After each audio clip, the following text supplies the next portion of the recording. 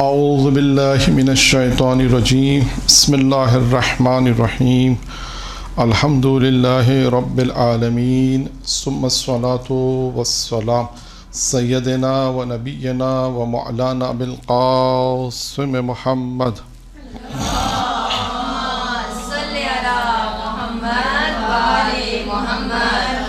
وآل بیتہ الطیبین الطاہرین اما بعد فقط تبارک و تعالیٰ فی کتابہ الکریم بسم اللہ الرحمن الرحیم ان الذین آمنوا وعملوا الصالحات لہم جنات النعیم خالدین فیہا وعد اللہ حقا وہو عزیز الحکیم۔ درود پڑھیں محمد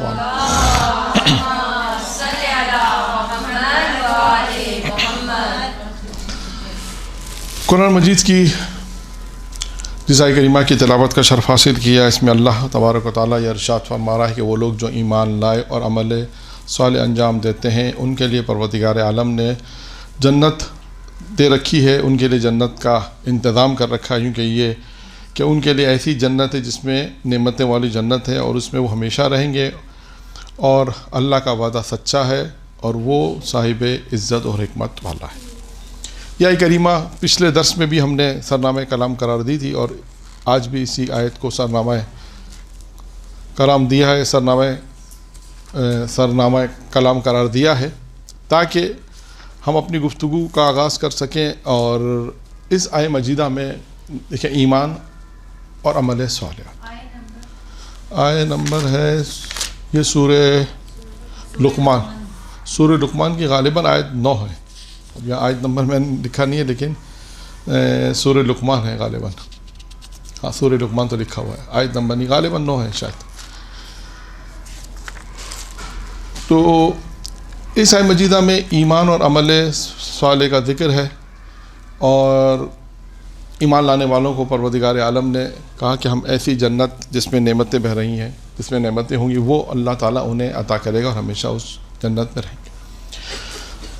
ایمان پر گفتگو ہے اور عمل صالحات۔ اچھا، اب یہ دو موضوع خود ایک ایسے موضوع ہیں کہ ہمیشہ ان پر گفتگو رہی ہے، قرآن نے بھی کی، ائمہ معصومین علیہ السلام نے بھی، کہ انسان ایمان کو اختیار کرے گا، یہ قلبی ہے، اور عمل جو ہے وہ اس کی تصدیق کرتے ہیں۔ اس آیت کو اس لیے ہم نے سرنامہ قرار دیا کہ آج کی جو گفتگو ہے ہماری، وہ بھی پچھلی گفتگو ہماری امام محمد باقر علیہ الصلوۃ والسلام کے حوالے سے تھی،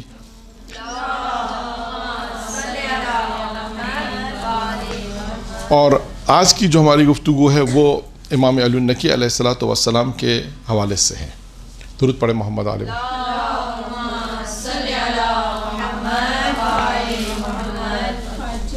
اچھا، جب بھی امام کے حوالے سے گفتگو ہوتی ہے، کسی بھی امام کے حوالے سے، تو ہم اس میں اگر آپ دیکھیں تو مختلف جہت ہیں۔ کسی بھی امام کی گفتگو اگر آپ کریں گے، امام کے حوالے سے گفتگو کریں گے اور مطالعہ اگر آپ کریں گے، تو آپ کو بہت سی جہت یا بہت سے پہلو امام کی زندگی میں نظر آئیں گے۔ میں چند ایک پہلو آپ کے سامنے بیان کروں گا جن کی تفصیلات بھی آئے گی، لیکن کچھ عنوانات ہیں جو میں صرف عنوان برائے عنوان بیان کروں گا کہ دیکھیں امام کی زندگی میں یہ چند عنوانات ہیں، اس کے علاوہ بھی ہو سکتے ہیں اور بھی بہت سے عنوانات ہیں، لیکن چند ایک عنوانات میں آپ کے سامنے بیان کر رہا ہوں کہ یہ اگر کم از کم ان عنوانوں پر بھی اگر ہم مطالعہ کر لیں تو ہمیں امام کی زندگی کے وہ پہلوات، وہ چیزیں جو انسان کو معلوم ہونی چاہیے۔ اور یہاں پر میں یہ بات بھی کہوں گا، دیکھیں اللہ نے انسان چاہتا ہے کہ پروردگار کیا چاہتا ہے کہ انسان کمال تک پہنچے، انسان اس مقام تک پہنچے جو خدا چاہتا ہے، اور خدا نے ان انسان کو مقام تک پہنچانے کے لیے وہ ہستیاں بھیجی ہیں، اور ان کا فعل ہمارے لیے حجت ہے، ان کا قول ہمارے لیے حجت ہے، ان کی ایک ایک چیز یعنی ان کا فعل ہمارے لیے حجت ہے، جو وہ کریں وہ حجت ہے، جو وہ کہیں وہ حجت ہے۔ یہ تمام چیزیں امام علیہ السلام نے، اللہ نے انہیں بھیجا تاکہ وہ ہماری زندگی کو اس کمال تک پہنچا سکیں۔ اچھا، جب ہم ان کی زندگی کا مطالعہ کرتے ہیں تو اس میں نے عرض کیا کہ بہت سارے پہلو ہیں۔ نمبر ایک کیا پہلو ہے؟ نمبر ایک ہے اللہ نے جب انہیں بھیجا ہے تو ایک مقصد کیا ہے کہ وہ لوگوں کو اسلام کی دعوت دیتے ہیں، لوگوں کو خدا کی طرف بلاتے ہیں۔ لوگوں کو خدا کی طرف بلاتے ہیں، لوگوں کو اسلام کی طرف دعوت دیتے ہیں، یعنی وہ اپنا کردار ایسا پیش کرتے ہیں۔ اچھا، اب جو اسلام کی طرف لوگ آئیں گے، مختلف جہت ہے اس میں بھی، یا وہ ان کا اسلام کی طرف آنا امام کے کردار کی وجہ سے ہوگا، امام کے علم کی وجہ سے ہوگا، امام کے اچھے اخلاق کی وجہ سے ہوگا، بہت ساری جہت ہو سکتی ہیں اس میں بھی۔ یعنی پہلا جو نقطہ ہے وہ ہے کہ امام علیہ السلام کا مقصد پروردگار عالم نے بھیجا کہ امام لوگوں کو اسلام کی طرف دعوت دے، اللہ کی طرف بلائیں، توحید کی دعوت دے۔ اب یہ دعوت دینا مختلف جہت سے ہو سکتا ہے، وہ میں نے چند جہت ایک بیان کی جو آج انشاءاللہ تعالیٰ بیان بھی کریں گے، 2-3 واقعات امام کے اس جہت میں، اس پہلو۔ نمبر 1 پہلو کیا ہے؟ خدا کی طرف بلانا، ایک۔ نمبر 2 عبادت امام، ہم دیکھیں عبادت امام۔ نمبر 3 عبادت امام، امام کی عبادت اگر ہم دیکھیں تو امام کس طرح اللہ کی بارگاہ میں عبادت کرتے تھے، نماز پڑھتے تھے، کس طرح خضوع کے ساتھ نماز پڑھتے تھے، عبادت کرتے تھے، اور کس طرح لوگوں کو اس طرف دعوت دیتے تھے، عبادت امام۔ نمبر 3 ہے تقوی امام، امام کی پرہیزگاری اگر ہم دیکھیں کس طرح امام لوگوں کو بھی تعلیم دیتے، خود کس طرح جو ہے وہ تمام واجبات پر عمل کرتے تھے، تاکہ امام ایک نمونہ ہے، تو نمونے کے طور پر جو امام جو ہے تمام چیزوں سے پرہیز کرتے تھے، ان تمام چیزوں سے، اور لوگوں کو تعلیم دیتے تھے اور بتاتے دیکھو یہ تمام وہ چیزیں جس سے اللہ نے حکم دیا کہ انجام دو، اور حکم دیا کہ اپنے آپ کو ان چیزوں سے بچاؤ۔ تقوی امام ہو گیا۔ پھر ایک اور چیز ہے معرفت امام۔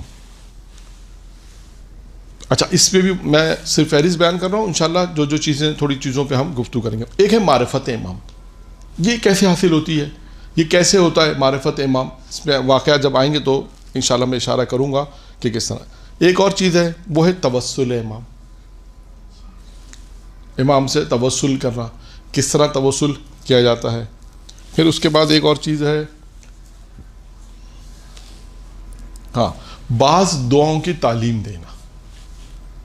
اگر آپ کتابیں دیکھیں امام علیہ السلام کی سیرت کی، مناقب اہل بیت نام ہے کتاب کا، مشہور کتاب ہے، آپ اس کتاب میں امام کے جب حالات پڑھیں گے تو آپ کو اس میں دعاؤں کی طرف، جب راوی نے کسی نے مولا سے کہا ہمیں دعا کی تعلیم دیں تو امام علیہ السلام نے اسے دعا کی تعلیم دی، اور ایک نہیں، امام علی نقی امام کی طرف سے کئی دعائیں تعلیم کی گئی ہیں، اور جس میں ایک مشہور دعا ہے، کون سی دعا ہے مشہور؟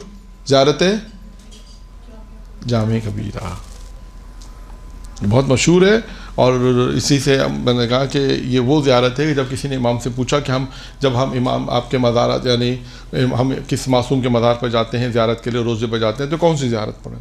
تو امام نے کہا کہ یہ وہ زیارت ہے جو ہر امام کے روزے پر پڑھی جا سکتی ہے، اور پڑھیں جب جاتے ہیں تو اہل علم بھی یہ بیان کرتے ہیں، اور امام نے بھی یہی کہا ہے کہ جب کسی معصوم کی آپ زیارت پر جائیں، کہ چاہے مدینہ جائیں، چاہے جو ہے وہ کربلا جائیں، مشہد جائیں، خدا سب کو ان مقدس مقامات کی زیارت نصیب کرے، جب یہاں جائیں تو آپ یہ زیارت جامع کبیرہ کی تلاوت کریں۔ اچھا، اب ضروری نہیں کہ وہاں جائیں تو پڑھیں، یہاں بھی پڑھ سکتے ہیں۔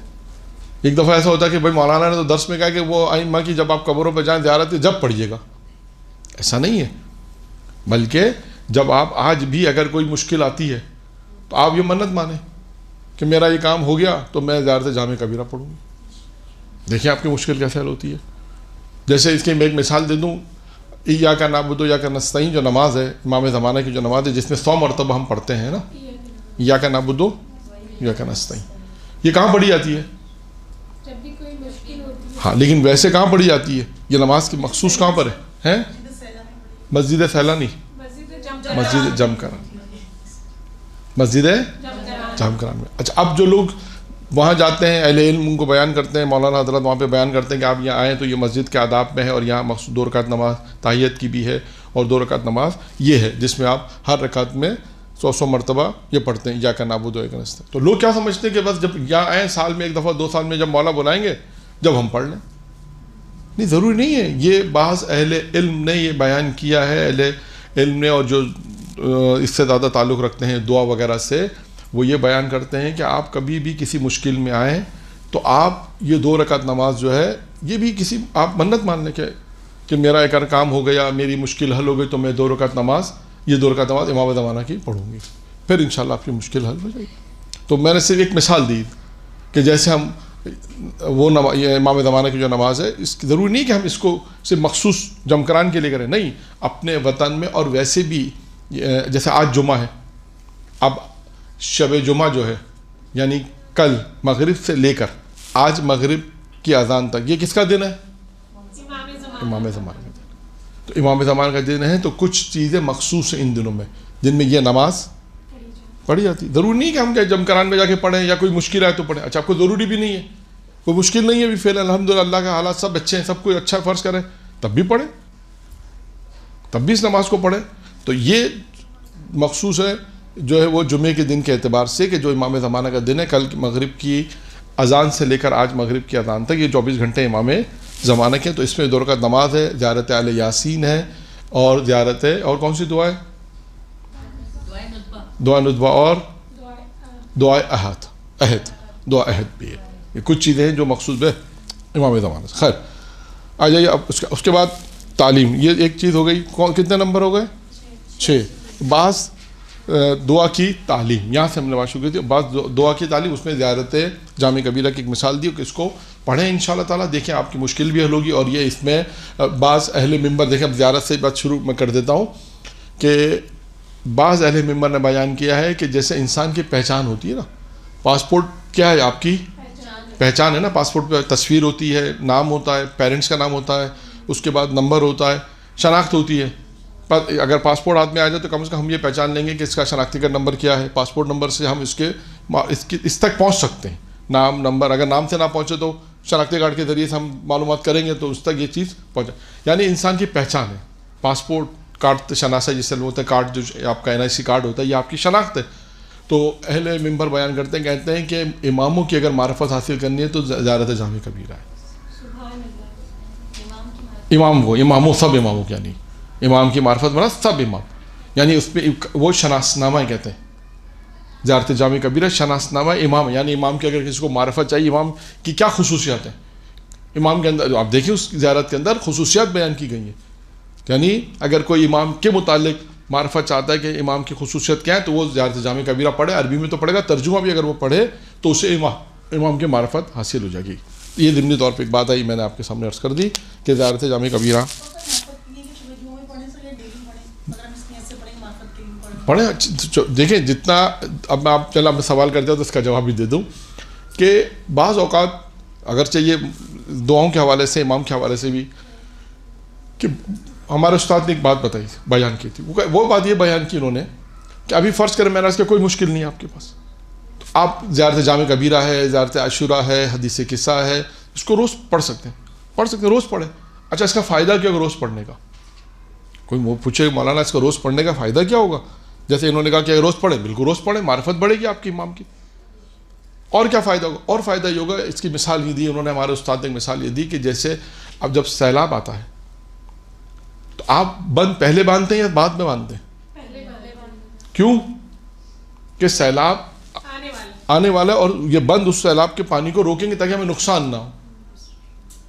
کہا کہ بند جو باندھے جاتے ہیں کہ سیلاب سے بچاؤ کے لیے جو بند باندھے جاتے ہیں وہ پہلے اس لیے باندھتے ہیں کہ احتمال اگر ہے کہ سیلاب آئے گا تو یہ بند جو باندھیں گے یہ اس سے ہمیں نقصان سے بچ جائیں گے. کہا یہ دعائیں زیارت عاشورہ، زیارت جامع کبیرہ، امام زمانہ کی نماز، حدیث قصہ، یہ روز پڑھنے کا فائدہ، ایک فائدہ کیا ہے کہ وہ بلائیں اور جو مشکلات آ رہی ہیں وہ پہلے سے سیف ہو جائیں. یہ اس کا فائدہ، یعنی آپ پہلے اس کو بند باندھ لیں. اگر ابھی کسی کو مشکل نہیں ہے، اللہ کا شکر ہے، سب کچھ اچھا ہے، کاروبار بھی اچھا ہے، مثلا کوئی مشکل نہیں ہے فعلاً، تو آپ کیا کریں؟ پھر بھی نماز زیارت عاشورہ پڑھیں، پھر بھی امام زمانہ کی نماز پڑھیں، پھر بھی زیارت جامع کبیرہ پڑھیں، ہفتے میں ایک دفعہ پڑھیں. دعائے کمیل ہے، ہفتے میں ایک دفعہ ہے، مہینے میں ایک دفعہ ہے، سال میں ایک دفعہ ہے. تو جو جتنی دعائیں پڑھے گا. اچھا، اب ایسا بھی نہ کریں اس میں روکتے ہوئے کہ بھائی گھر کا کوئی واجب کام ہے، کہا نہیں مولانا نے تو کہ ساری دعا ایک دن پڑھنی ہے، ایسا بھی نہ کریں، بلکہ وقت اپنا ایک معین کریں، مختصر سا روزانہ دعا پڑھنی ہے تو اس کو روزانہ کی جو نماز ہے، دعا ہے، جو بھی پڑھنا ہے، جو بہت مخصوص میں نے آپ کے سامنے امام آج کے دن کی بھی بتا دی. اس کے علاوہ دعائے کمیل ہے، حدیث قصہ ہے، زیارت عاشورہ ہے، زیارت وارثہ ہے، یہ تمام وہ زیارتیں ہیں جو انسان اگر انشاءاللہ اگر وقت نکالنے کے ساتھ ساتھ پڑھے گا تو اس کا فائدہ کیا ہوگا کہ آنے والی پریشانیاں جو ان چیزوں کو روک دیں گی. یہ ایک فرق ہے کہ انسان ان دعاؤں کو پڑھے. پھر اس کے بعد ایک فہرست جو ہم گنوا رہے تھے اس میں کہ ایک چیز اور ہے کہ امام علیہ السلام نے شاگردوں کی تربیت کیسی کی.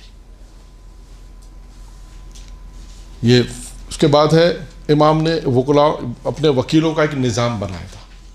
اس زمانے کے اندر وکیلوں کا ایک نظام بنایا تھا کہ وکلاء کا نظام جسے ہم کہتے ہیں کہ امام کے وکیل تھے جو زمانے میں امام نے بنایا تاکہ مختلف شہروں میں جائیں اور وہ کام وغیرہ کریں. پھر اس کے بعد امام علیہ السلام کی نصیحتیں، یہ بھی ایک موضوع ہے جس کو ہم نصیحتیں بھی کہہ سکتے ہیں. امام کی ہیں ایک منٹ کہاں سے بتائیں. 8واں پوائنٹ ہے وکلا، وکیل کا نظام. امام نے اپنے زمانے میں وکلا یعنی وکیل بنائے کہ تم یہاں جاؤ تم یہاں جاؤ. یہ نظام جو وکلا کا جو نظام تھا وہ 10ویں امام نے مرتب کیا. پھر اس کا نواں ہے کہ امام کی نصیحتیں یا امام کے اقوال، دونوں چیزیں. امام نے بعض جگہ پر نصیحتیں کی ہیں، بعض جگہ پہ امام نے جو جیسے سامنے آیا، جس نے جیسے سوال کیا، امام نے اس کے مطابق اس کو نصیحتیں کی. میں نے عرض کیا کہ وہ انشاءاللہ آئے گا، لیکن ابھی میں آپ کو صرف فہرست بیان کر رہا ہوں کہ کتنے موضوعات ہیں جو امام علیہ السلام سے متصل ہیں. پھر اس کے بعد ایک چیز ہے علم امام. پھر ہے اس کے بعد ایک ہے معجزات امام. اور اس کے بعد ہے محبت امام کی محبت رکھنا. اور ایک موضوع اور ہے کہ امام کا ہر شے جو ہے وہ امام کی، ہر شے پر امام کی حکومت ہے، ہر شے تابع امام ہے جسے ہم کہہ سکتے ہیں. تو کتنی چیزیں ہو گئی کل؟ 13 چیزیں ہو گئی. اور 14 اور 14ویں چیز آخری بھی لکھ لیں، آج کے حساب سے 14 ہو جائیں گی. بیماروں کو شفا دینا. ٹھیک ہے، یہ 14. ویسے میں نے عرض کیا اور بھی بہت ساری چیزیں اس میں آ سکتی ہیں، بہت ساری چیزیں کہ اماموں نے اپنے زمانے میں غالیوں کے ساتھ کیسے ان کو جواب دیا، امام کے پاس واقفوں کو کیسے جواب دیا. بہت ساری چیزیں امام علیہ السلام کی زندگی میں اور بھی ہیں. ٹھیک ہے، یہ تقریباً 14 نکات سمجھ لیجیے کہ ہم نے امام علیہ السلام کی زندگی سے اگر ہم ان 14 نکات کا مطالعہ کر لیں، ان 14 نکات کو اچھی طرح سے دیکھ لیں تو شاید کچھ تھوڑی بہت معرفت، تھوڑی بہت معلومات، تھوڑی بہت انفارمیشن ہمارے پاس امام کے متعلق آ جائے گی. کیونکہ عموماً یہ ہوتا ہے کہ دیکھا ہے آپ نے کہ ایسا ہوتا ہے کہ جو امام علی نقی علیہ السلام ہے، محمد تقی علیہ السلام ہے یا امام رضا علیہ السلام ہے،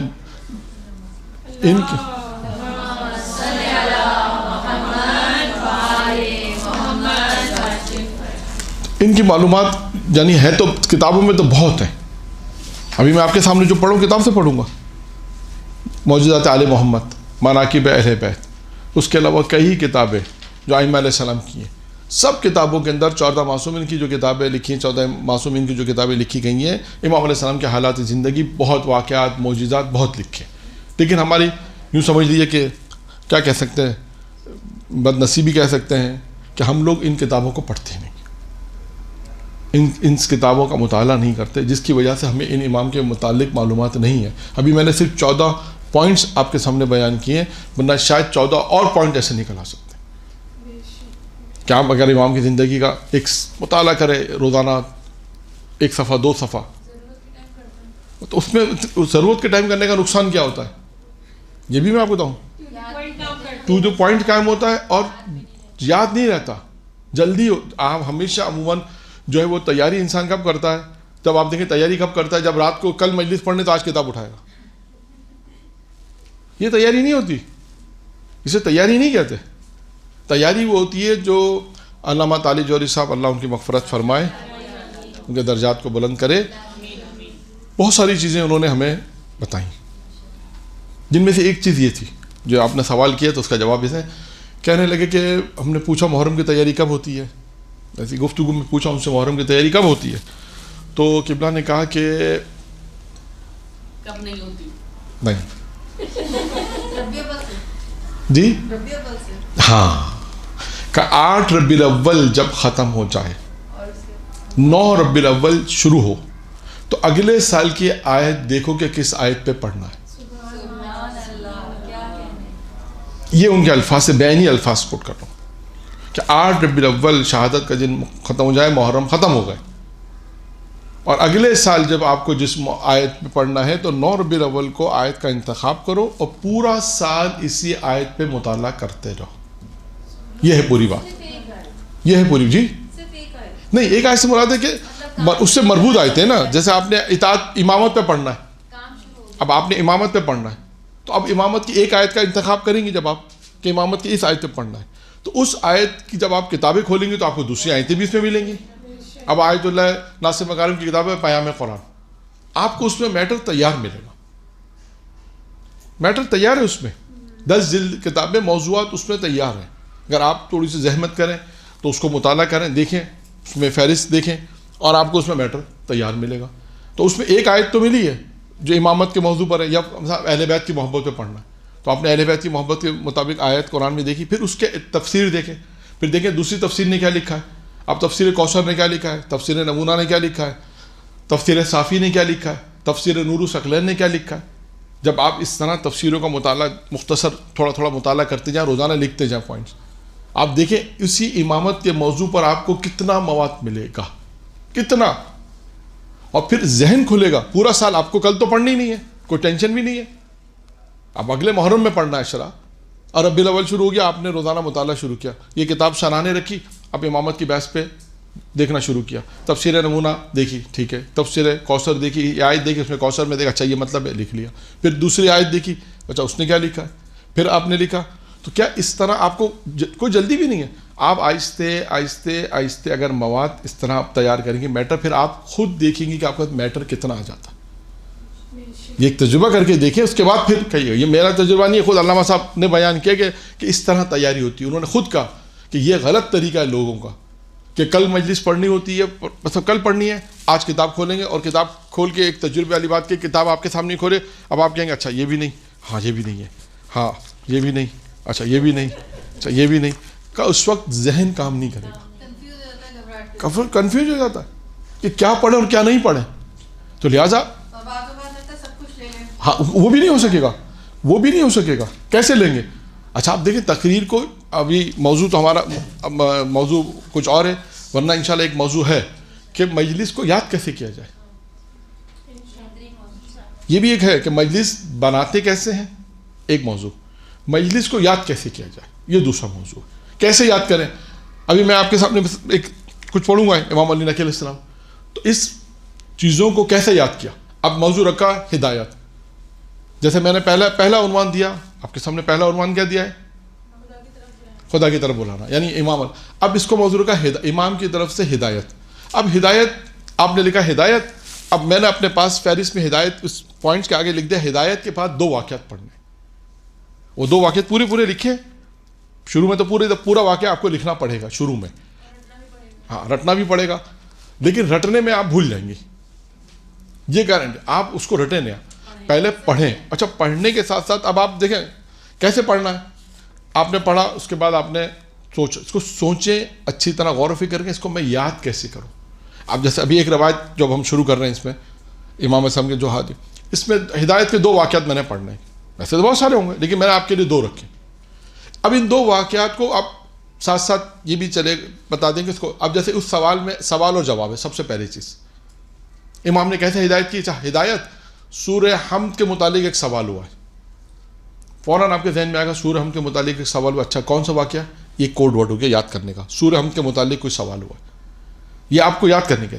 اچھا میں ابھی پورا قصہ پڑھتا ہوں، پھر آپ کو یہ بھی روش یہ بھی بتا دیں گے کہ کس طرح اس واقعے کو یاد رکھے. یعنی ایک موضوع، یہ تو ابھی ہمارا موضوع نہیں ہے لیکن ضمنی طور پہ کہ امام علیہ السلام کی جو زندگی ہے اس میں، یعنی خود امام یا کوئی اور بھی مثلاً، اب دیکھیں یہ ہے موضوع ہمارا کیا ہے، ہدایت، کہ امام کس طرح ہدایت دیتے. میں نے عرض کیا کہ یہ ہدایت امام کی مختلف جہت سے ہو سکتی ہے.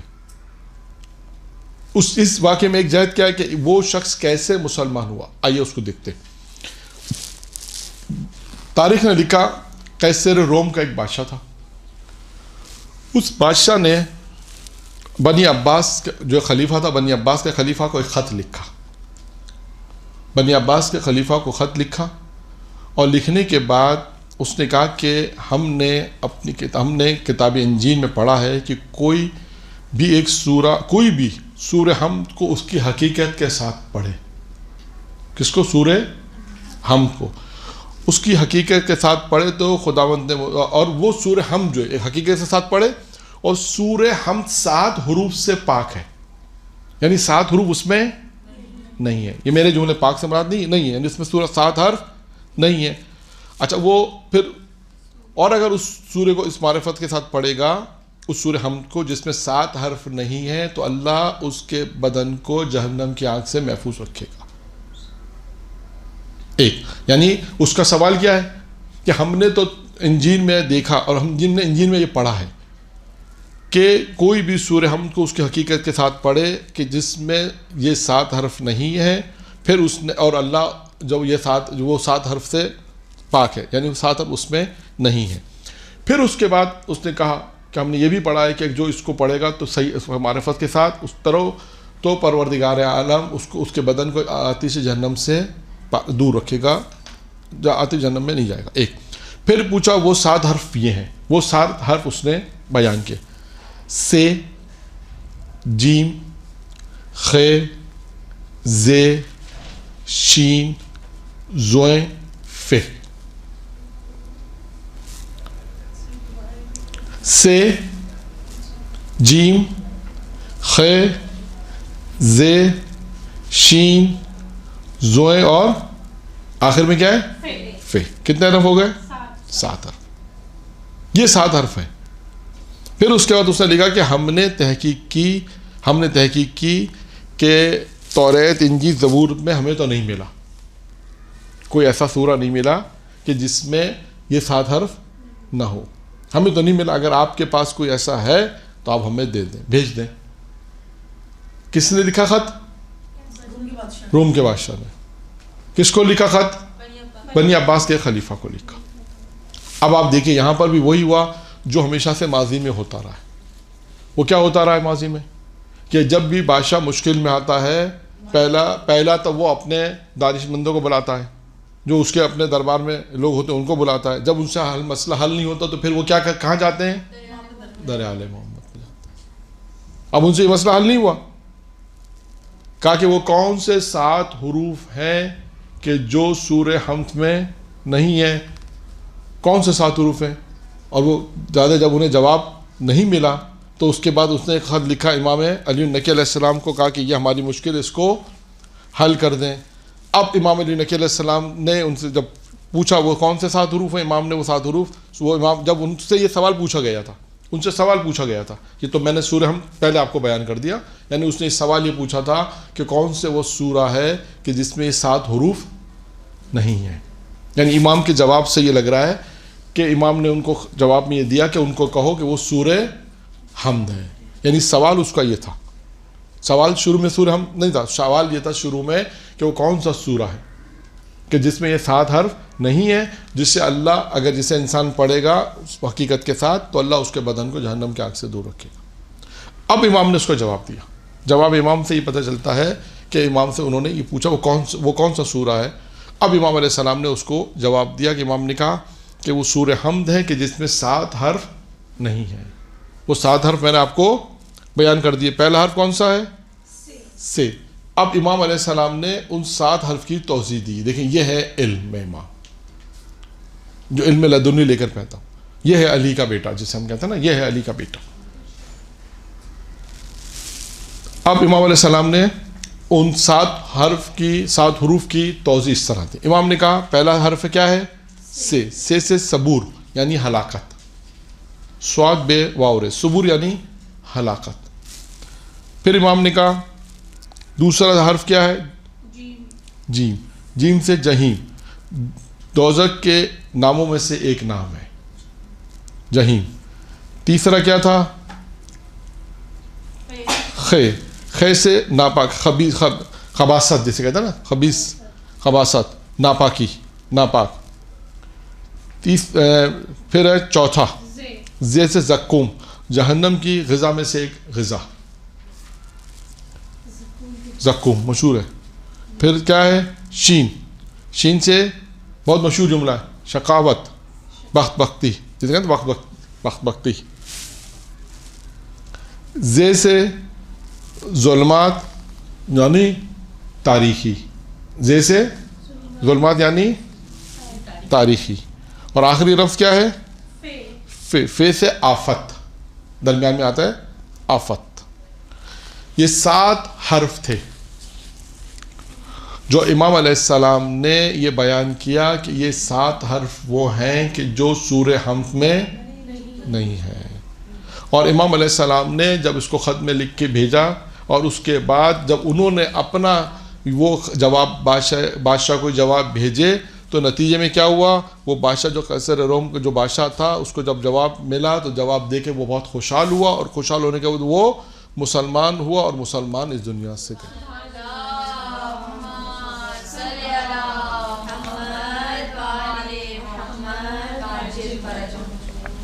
تو یہ ایک جھلک ہے علم کی، ایک جھلک ہے کہ آپ نے دیکھا یہ ایک کہ جو لوگ جب بھی امام کے پاس آئے، کسی بھی امام کے پاس ہر زمانے میں، یہ امام علی نقی کا زمانہ تھا، امام کے بعد آ کے پوچھنے لگے کہ امام ہماری مشکل کو حل کریں. امام نے اس کی مشکل کو حل کیا. اور یہاں پر دیکھیں اس شخص کو ہدایت ملی کس کی وجہ سے؟ امام کی وجہ. یہ ایک ہدایت کا پہلو. اب آتے ہیں دوسری طرف.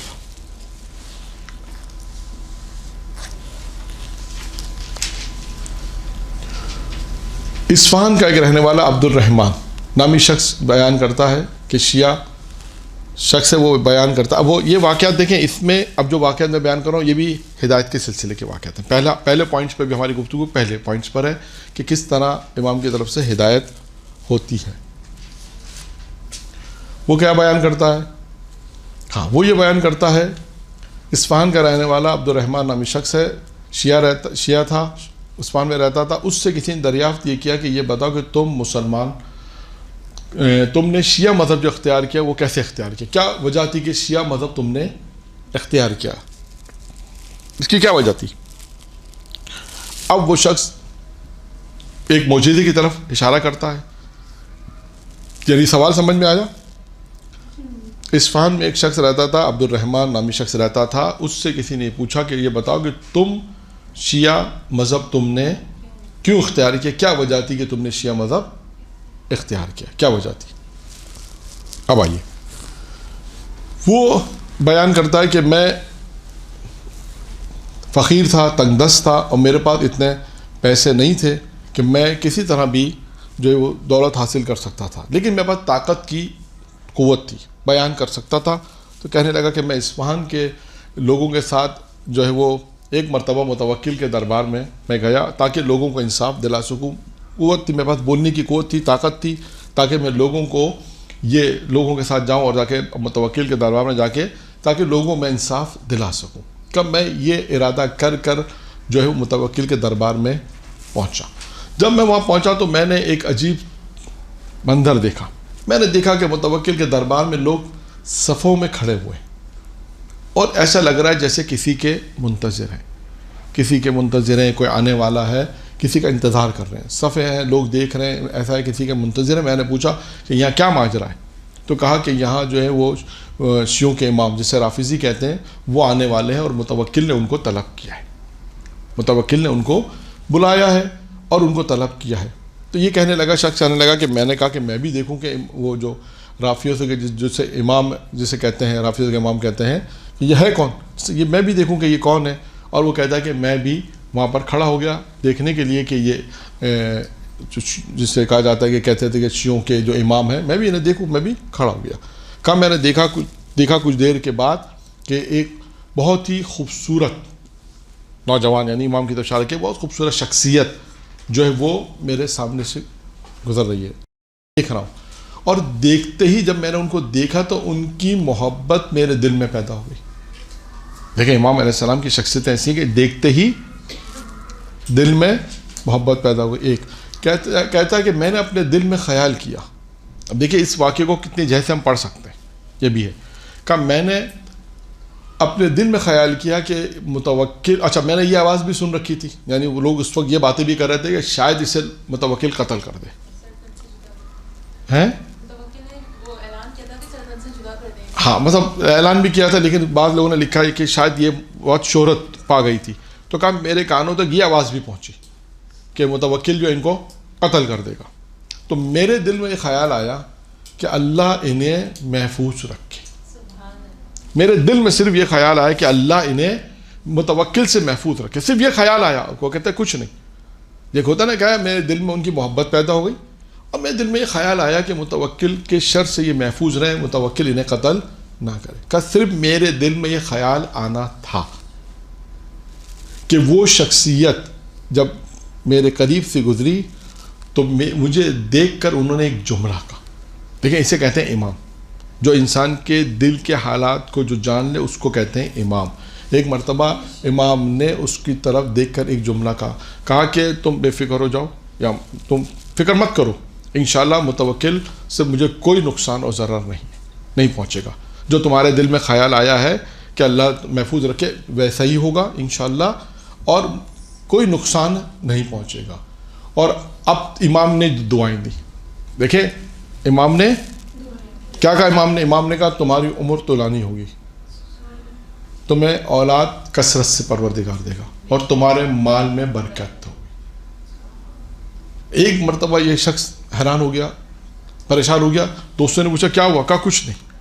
کہا میں نے اپنے آپ کو سنبھالا، اور سنبھالنے کے بعد میں اپنے آپ کو ذرا قابو میں کیا. اس کے بعد کہتا ہے کہ جب میں واپس اصفہان آیا اس کے بعد وہ بیان کرتا ہے کہ آج میرے پاس 1,00,000 کیش ہے، اس زمانے کا 1,00,000 کیش ہے، اور یہ وہ مال ہے جو میرے ہاتھ میں ہے. اس کے علاوہ جو مال گھر سے باہر جو مال ہے، کاروبار میں جو مال ہے وہ علیحدہ ہے. 70 سال سے عمر میری زیادہ ہو چکی ہے، اور 10 فرزند اللہ نے مجھے دیے، 10 اولادیں ہیں میری. اب آپ دیکھیے اس کے بعد یہ واقعہ وہ بیان کرتا ہے، کہتا ہے کہ یہ سب چیزیں جو باتیں انہوں نے کہیں وہ پوری ہوئی، اور میں ان کی امامت کا قائل ہو گیا. تو اب آپ دیکھیے اس واقعے میں جو مجلس پڑھنے والی ہیں اور کہہ رہی ہیں کہ مطلب کہتے ہیں نا اس واقعے، اب اس واقعے کو آپ نے کیسے بیان کرنا. اس میں دیکھیں ہدایت امام ہے. ایک نقطہ کیا ہے، امام کی طرف سے اس کو ہدایت ملی، وہ امامت کا قائل ہو گیا. ایک امام نے دعا دی، وہ اللہ نے قبول کی. 2 جو تیسری چیز کیا ہے، اس کے دل میں جو امام کے لیے محبت آئی، امام نے فوراً اس کا ریئیکشن کیا. ہم اپنے اسلام میں جو کہیں گے فوراً اس کا اثر ہوا. اب اس واقعے کو آپ اہل بیت کی محبت کے اثرات میں بھی پڑھ سکتے ہیں. آج یہ محبت کتنی تھی اس کو بھی پڑھ سکتے. کتنی یعنی کتنی دیر، کتنا یعنی دیر کہیں گے، دیر تو لفظ سے بھی زیادہ ہے، کتنا ایک لمحہ، 1 منٹ 2 منٹ کہ اس کے دل میں یہ خیال ہے کہ جو امام کو دیکھ رہا ہے ایک مرتبہ کہ اللہ یہ متوکل کے شر سے محفوظ رہے، بس. یعنی آپ دیکھیں کتنی دیر کی بات ہے یہ، ایک لمحے. تو آل محمد کون ہے کہ جو ایک لمحہ بھی ان کے لیے اگر اللہ سے آپ نے لطف و کرم اور محبت چاہی، انہوں نے فوراً آپ کو عطا کر دیا، فوراً عطا کر دیا. اور اس کے بعد ایک معجزہ بھی اس نے کہا، یہ معجزہ کہ میرے دل کی بات امام نے بتا دی. 4تھا نقطہ، یعنی آپ اس واقعے میں دیکھتے جائیں کتنے نکات پڑھتے ہیں. دیکھیں تقریر یہی ہے، مجلس جو پڑھتے ہیں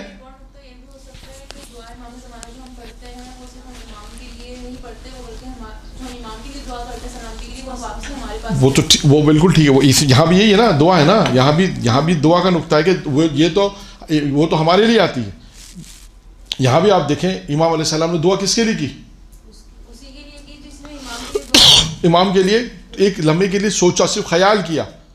یعنی دیکھیں یہ واقعے میں سے بتانا چاہ رہا ہوں کہ اس واقعے جب ہم واقعے کو پڑھتے ہیں نا، کچھ خصوصاً درس دینے والے ہیں یا مجلس پڑھنے والے، اور اس میں آپ یہ نتیجہ نکالیں، صرف واقعہ پڑھ کے سرسری سے نہیں گزر جائیں، بلکہ اس پہ آپ نکات دیکھیں. علم امامت، امام کے اثر، امام پروردگار عالم نے جو امام کو عطا کیا ہوا ہے. آپ دیکھیں جیسے امام نے کہا تیرے دل میں جو آیا ایسا ہی ہوگا. تو یہ امام کا اس کو کیسے معلوم کہ امام جو میں سوچ رہا ہوں میرے دل میں آیا؟ تو پتہ چلا کہ جو آپ سوچتے ہیں وہ امام بتا دیتا، اسی کو امام کہتے ہیں. یہی امام ہے. پھر محبت کا اس نے محبت کا اظہار کیا، امام نے فوراً ریئیکشن.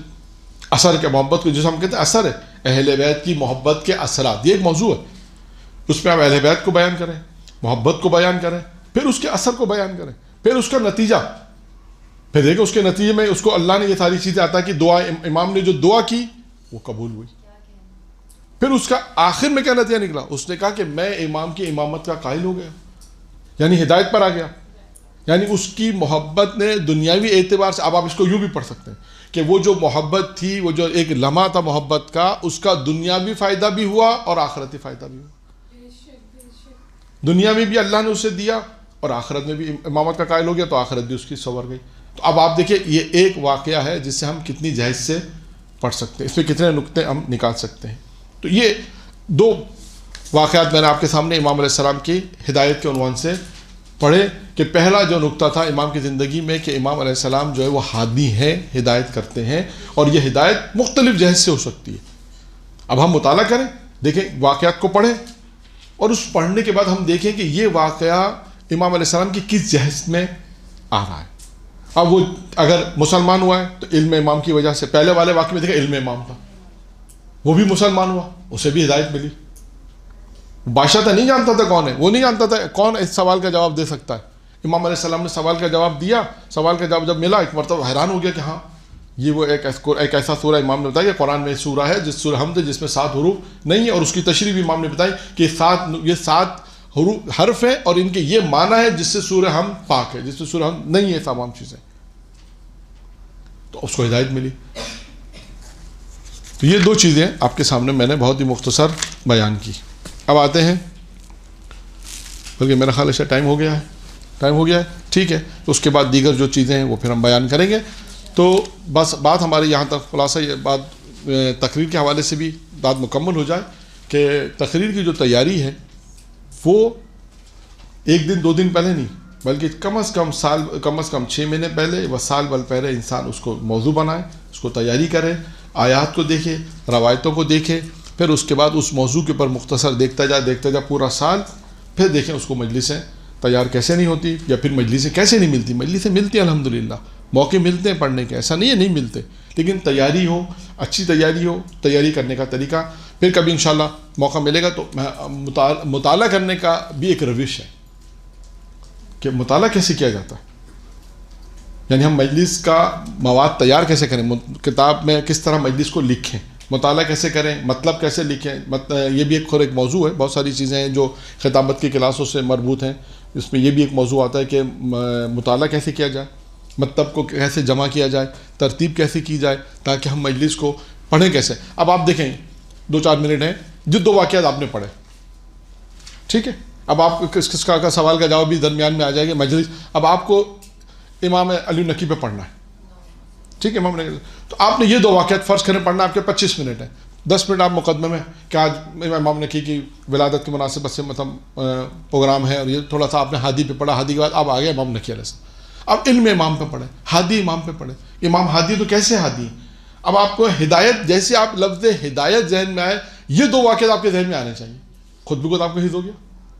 ہدایت علم کے ذریعے سے، اچھا ہدایت بھی مختلف جہاں سے ہے نا، میں نے کہا یا علم کے ذریعے سے ہدایت ہے، تو سورہ حمد 7 حروف فوراً آ گیا۔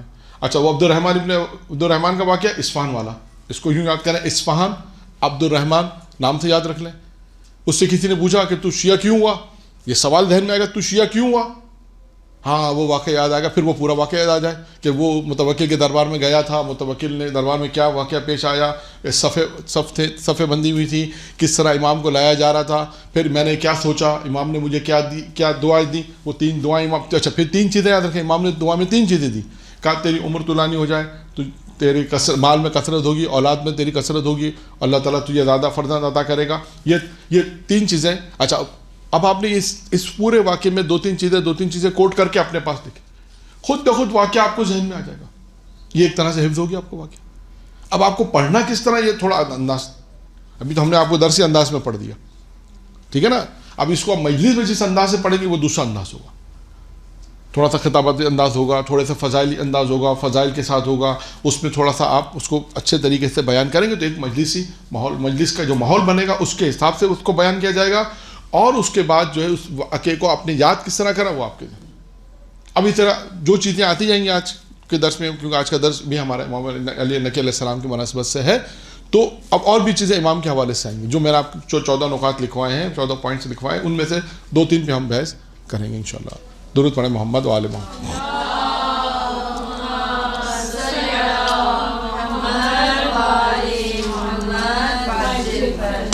اور گفتگو ہم نے یہاں تک پہنچائی ہے امام علیہ السلام کی کہ امام کس طرح انسان کی ہدایت کرتے ہیں. ہدایت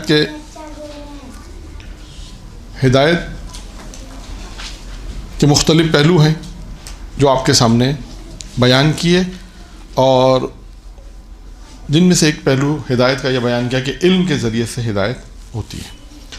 آپ وہ جو 14 نکات آپ کو لکھوائے ہیں ان میں ایک موضوع ہے توسل امام.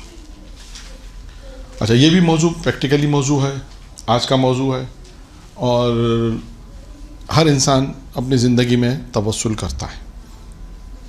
اچھا، اب جو واقعہ توسل کے حوالے سے آئیں گے امام علیہ السلام کے، اس میں یہ بھی دیکھنا ہے کہ آیا وہ شخص کیا امام کو مانتا ہے یا نہیں مانتا. دیکھیں، شیعہ ہے، امام کا چاہنے والا ہے، تو ایک طرف ہے کہ وہ امام کو مانتا ہے، امام سے محبت کرتا ہے، توسل کر رہا ہے، جیسے ہم شیعہ حضرات کرتے ہیں توسل. ایک دفعہ نہیں، تاریخ نے یہ بھی لکھا ہے کہ امام کو مانتا نہیں ہے، امام کی امامت کا قائل نہیں ہے، لیکن وہ اتنا جانتا ہے کہ یہ وہ شخصیتیں ہیں کہ جو مشکل وقت میں کام آتی ہیں. یہ وہ جانتا ہے، اتنی معرفت رکھتا ہے، لیکن مسلمان نہیں ہوتا، نہ ہوتا ہے. اچھا، مسلمان بھی نہیں ہوتا ہے، ایک تو یہ ہے. دوسرا یہ کہ بعض دفعہ ایسا ہوتا ہے کہ بعض لوگوں نے معجزہ دیکھا، بہت سے دلیلیں یا دلائل دیکھی، بہت سی دلیلیں انہوں نے دیکھی، معجزہ جو ابھی میں بیان کرنے والا ہوں اس میں یہی ہے کہ اس کے باوجود بھی وہ مسلمان نہیں ہوا. لیکن دیکھیں امام علیہ السلام نے اس سے کیا کہا. اب ہے بحث ہماری توسل امام کے حوالے سے. توسل میں تاریخ نے بہت سے واقعات لکھے ہیں، میں آپ کے سامنے صرف 2 واقعات بیان کروں گا توسل کے حوالے سے. ایک واقعہ ہے توسل کے حوالے سے متوکل کی والدہ کا. والدہ متوکل کی ماں. متوکل ایک دفعہ بیمار ہوا اور اس سے ایک ایسا زخم ہو گیا جو صحیح نہیں ہو رہا تھا. اس پر بھی یہی ہوا، تمام طبیبوں کو بلایا گیا، تمام ڈاکٹرز کو بلایا گیا، جو ماہر تھے اس مرض کے ان کو بلایا گیا کہ بھائی متوکل کو ایک زخم ہو گیا ہے، جسم کے اندر پھوڑا ہو گیا ہے اور اب یہ صحیح نہیں ہو رہا. تمام لوگوں نے بڑی کوششیں کی لیکن حل نہیں ہوا. تو اس میں سے ایک جو شخص تھا اس کا نام تھا فتح ابن خاقان. اس نے متوکل کو یہ مشورہ دیا اور کہا کہ اگر بہتر نہیں ہے کہ تم اپنے مرض کا علاج جو ہے وہ علی النقی علیہ السلام کے پاس بھیجو اور ان سے مشورہ کرو کہ امام کے پاس بھیجو کسی کو، یا امام سے اس مرض کا علاج پوچھو کہ امام تمہیں اس مرض کا علاج بیان کریں. جہاں تم نے اتنے ڈاکٹر طبیب استعمال کیے ہیں تو ان کا بھی مشورہ لینے میں کیا حرج ہے، کیا حرج ہے. اس نے کہا بات ٹھیک ہے، تمہاری مناسب بات، ایک مناسب مشورہ. اور اس موقع پہ ایسا ہوتا ہے کہ انسان جب پریشان ہوتا ہے اور مشکل میں ہوتا ہے وہ کہتا ہے کہ ٹھیک ہے، ظاہری اعتبار سے وہ دیکھیں، ظاہری اعتبار سے وہ امام کی ہو سکتا ہے کہ معرفت کا قائل بھی ہو لیکن حکومت نہیں دے رہا. کتنے ایسے بادشاہ تھے جو یہ جانتے تھے کہ یہ اس وقت اہل ہیں حکومت کے لیکن نہیں دیتے تھے، لیکن یہ مانتے تھے کہ بھئی یہ عالم ہیں، اولاد رسول ہیں، معرفت رکھتے ہیں، علم رکھتے ہیں، سب کچھ رکھتے ہیں. ان کے کتنے مناظرے بھی کروائے، کتنے واقعات ملتے ہیں، ہر امام کے دور میں آپ کو ملتے ہیں، لیکن وہ حکومت دینے پر راضی نہیں ہے. لیکن کہا کہ ٹھیک ہے، ایک مشورہ ہے، اس پہ عمل کرنے میں حرج نہیں ہے. اور اس نے اس طرح اس شخص کے مشورے پہ عمل کر کے امام علیہ السلام کو خط لکھا اور امام نے اس میں دیکھیں ایک تجویز لکھی، یعنی اس زخم جو تھا اس کا مجرب ایک عمل بیان کیا. امام علیہ السلام نے کہا کہ بکریوں کی جو مینگنیاں ہوتی ہیں، بکریوں کی مینگنیاں، وہ مینگنیاں کہ جسے بکریوں نے اپنے پیروں سے کچلا، وہ لو، اور عرق گلاب لو، یعنی گلاب کا پانی، اس کے ساتھ اس کو ملا کر زخم پہ لگا دو. اچھا، اب یہ اس اعتبار سے تو لوگوں کے اعتبار سے تو کوئی بہت بڑا علاج نہیں تھا. جب یہ دربار میں پیش کیا گیا تو لوگ کہتے ہیں لوگوں نے مذاق اڑایا، لوگوں نے مذاق اڑایا. وہ جو طبیب تھے انہوں نے کہا اچھا یہ بھی علاج ہو سکتا ہے، یہ بھی ایک ایسا، یعنی کیا علاج ہے اس میں؟ کوئی جیسے آج اگر آپ فرض کریں کسی کو ایسا مرض ہے، اللہ نہ کرے کسی کو ہو، لیکن کسی کے پاس بعض اوقات ہوتا ہے، بعض جاتے ہیں لوگوں کے پاس اور کوئی کہ اس کا علاج نہیں ہے، لیکن کوئی ایک ایسا ڈاکٹر جو نیا ڈاکٹر ہو، جو معروف نہ ہو، وہ کہہ نہیں یہ دوا کھا لو انشاءاللہ صحیح ہو جائے گا. تو سارے بڑے ڈاکٹر کیا کہیں گے کہ یہ کیا عجیب اس میں مرض بتایا ہے، ہم 20 سال سے یہ علاج کر رہے ہیں، اس میں ہو ہی نہیں رہا. ہم نے اتنا تجربہ اتنا پریکٹس کی لیکن نہیں ہوا، یہ کون سے آگے بتانے کے لیے مثال کے طور پہ ایسا ہوتا ہے. اب وہ تو خیر امام وقت ہے، یہاں تو پھر بھی ہو سکتا ہے احتمال ہو شاید اس کا خدشہ نکلا ہے، لیکن وہ تو امام وقت ہے جہاں امکان اصل میں غلطی کا امکان ہی نہیں ہے. جو امام بتائیں گے ایسا ہوگا. امام علیہ السلام نے ایک مجرب جو ہے وہ طریقہ کار بتایا کہ اس طرح کرو، اور یہ اس کا طریقہ کار ہے. جب ان پہ اس نے متوکل نے اس پہ عمل کیا، اس طریقہ کار پہ عمل کیا، تو کہتے ہیں کہ اس کا درد ختم ہو گیا اور وہ زخم صحیح ختم ہو گیا. اب اس کے نتیجے میں ہوا کیا؟ اس سے پہلے یعنی اب یہ جو مشکل آئی ہوئی تھی، اس سے پہلے متوکل کی ماں نے یہ منت مانی تھی کہ اگر میرے بیٹے کا یہ زخم صحیح ہو گیا تو میں امام علی نقی علیہ السلام کی خدمت میں 100 دینار کی ایک منت مانی کہ 100 دینار ہدیہ کروں گی. اور جب یہ زخم صحیح ہو گیا، اس کے بعد اس نے امام کی خدمت میں وہ تھیلی بھجوائی جس میں 100 دینار تھے. ادھر کچھ عرصے کے بعد متوکل کو لوگوں نے کہا کہ امام جو ہے وہ تیاری کر رہے ہیں، تمہارے گھر اپنے اسلحہ تیار کر رہے ہیں، اور مختلف جو باتیں بہت ساری باتیں متوکل کو بیان کی گئی امام کے خلاف. تو امام نے کہا کہ ٹھیک ہے، اپنے جو اس کے سپاہی تھے ان سے کہا ٹھیک ہے امام کو گرفتار کر کے لاؤ. کہتے ہیں کہ جو امام کے گھر پہنچے، اچھا رات کا وقت تھا. اب دیکھیں یہاں پہ بھی علم امامت کیا ہے. سعید حاجب جو وہاں آیا تھا وہ یہ کہتا ہے، بیان کرتا ہے کہ ہم پہنچ تو گئے امام کے پاس، اوپر سے گھر سے کسی طرح امام کے پہنچے، وہاں اندھیرا تھا. اب کیسے گھر میں داخل ہوں؟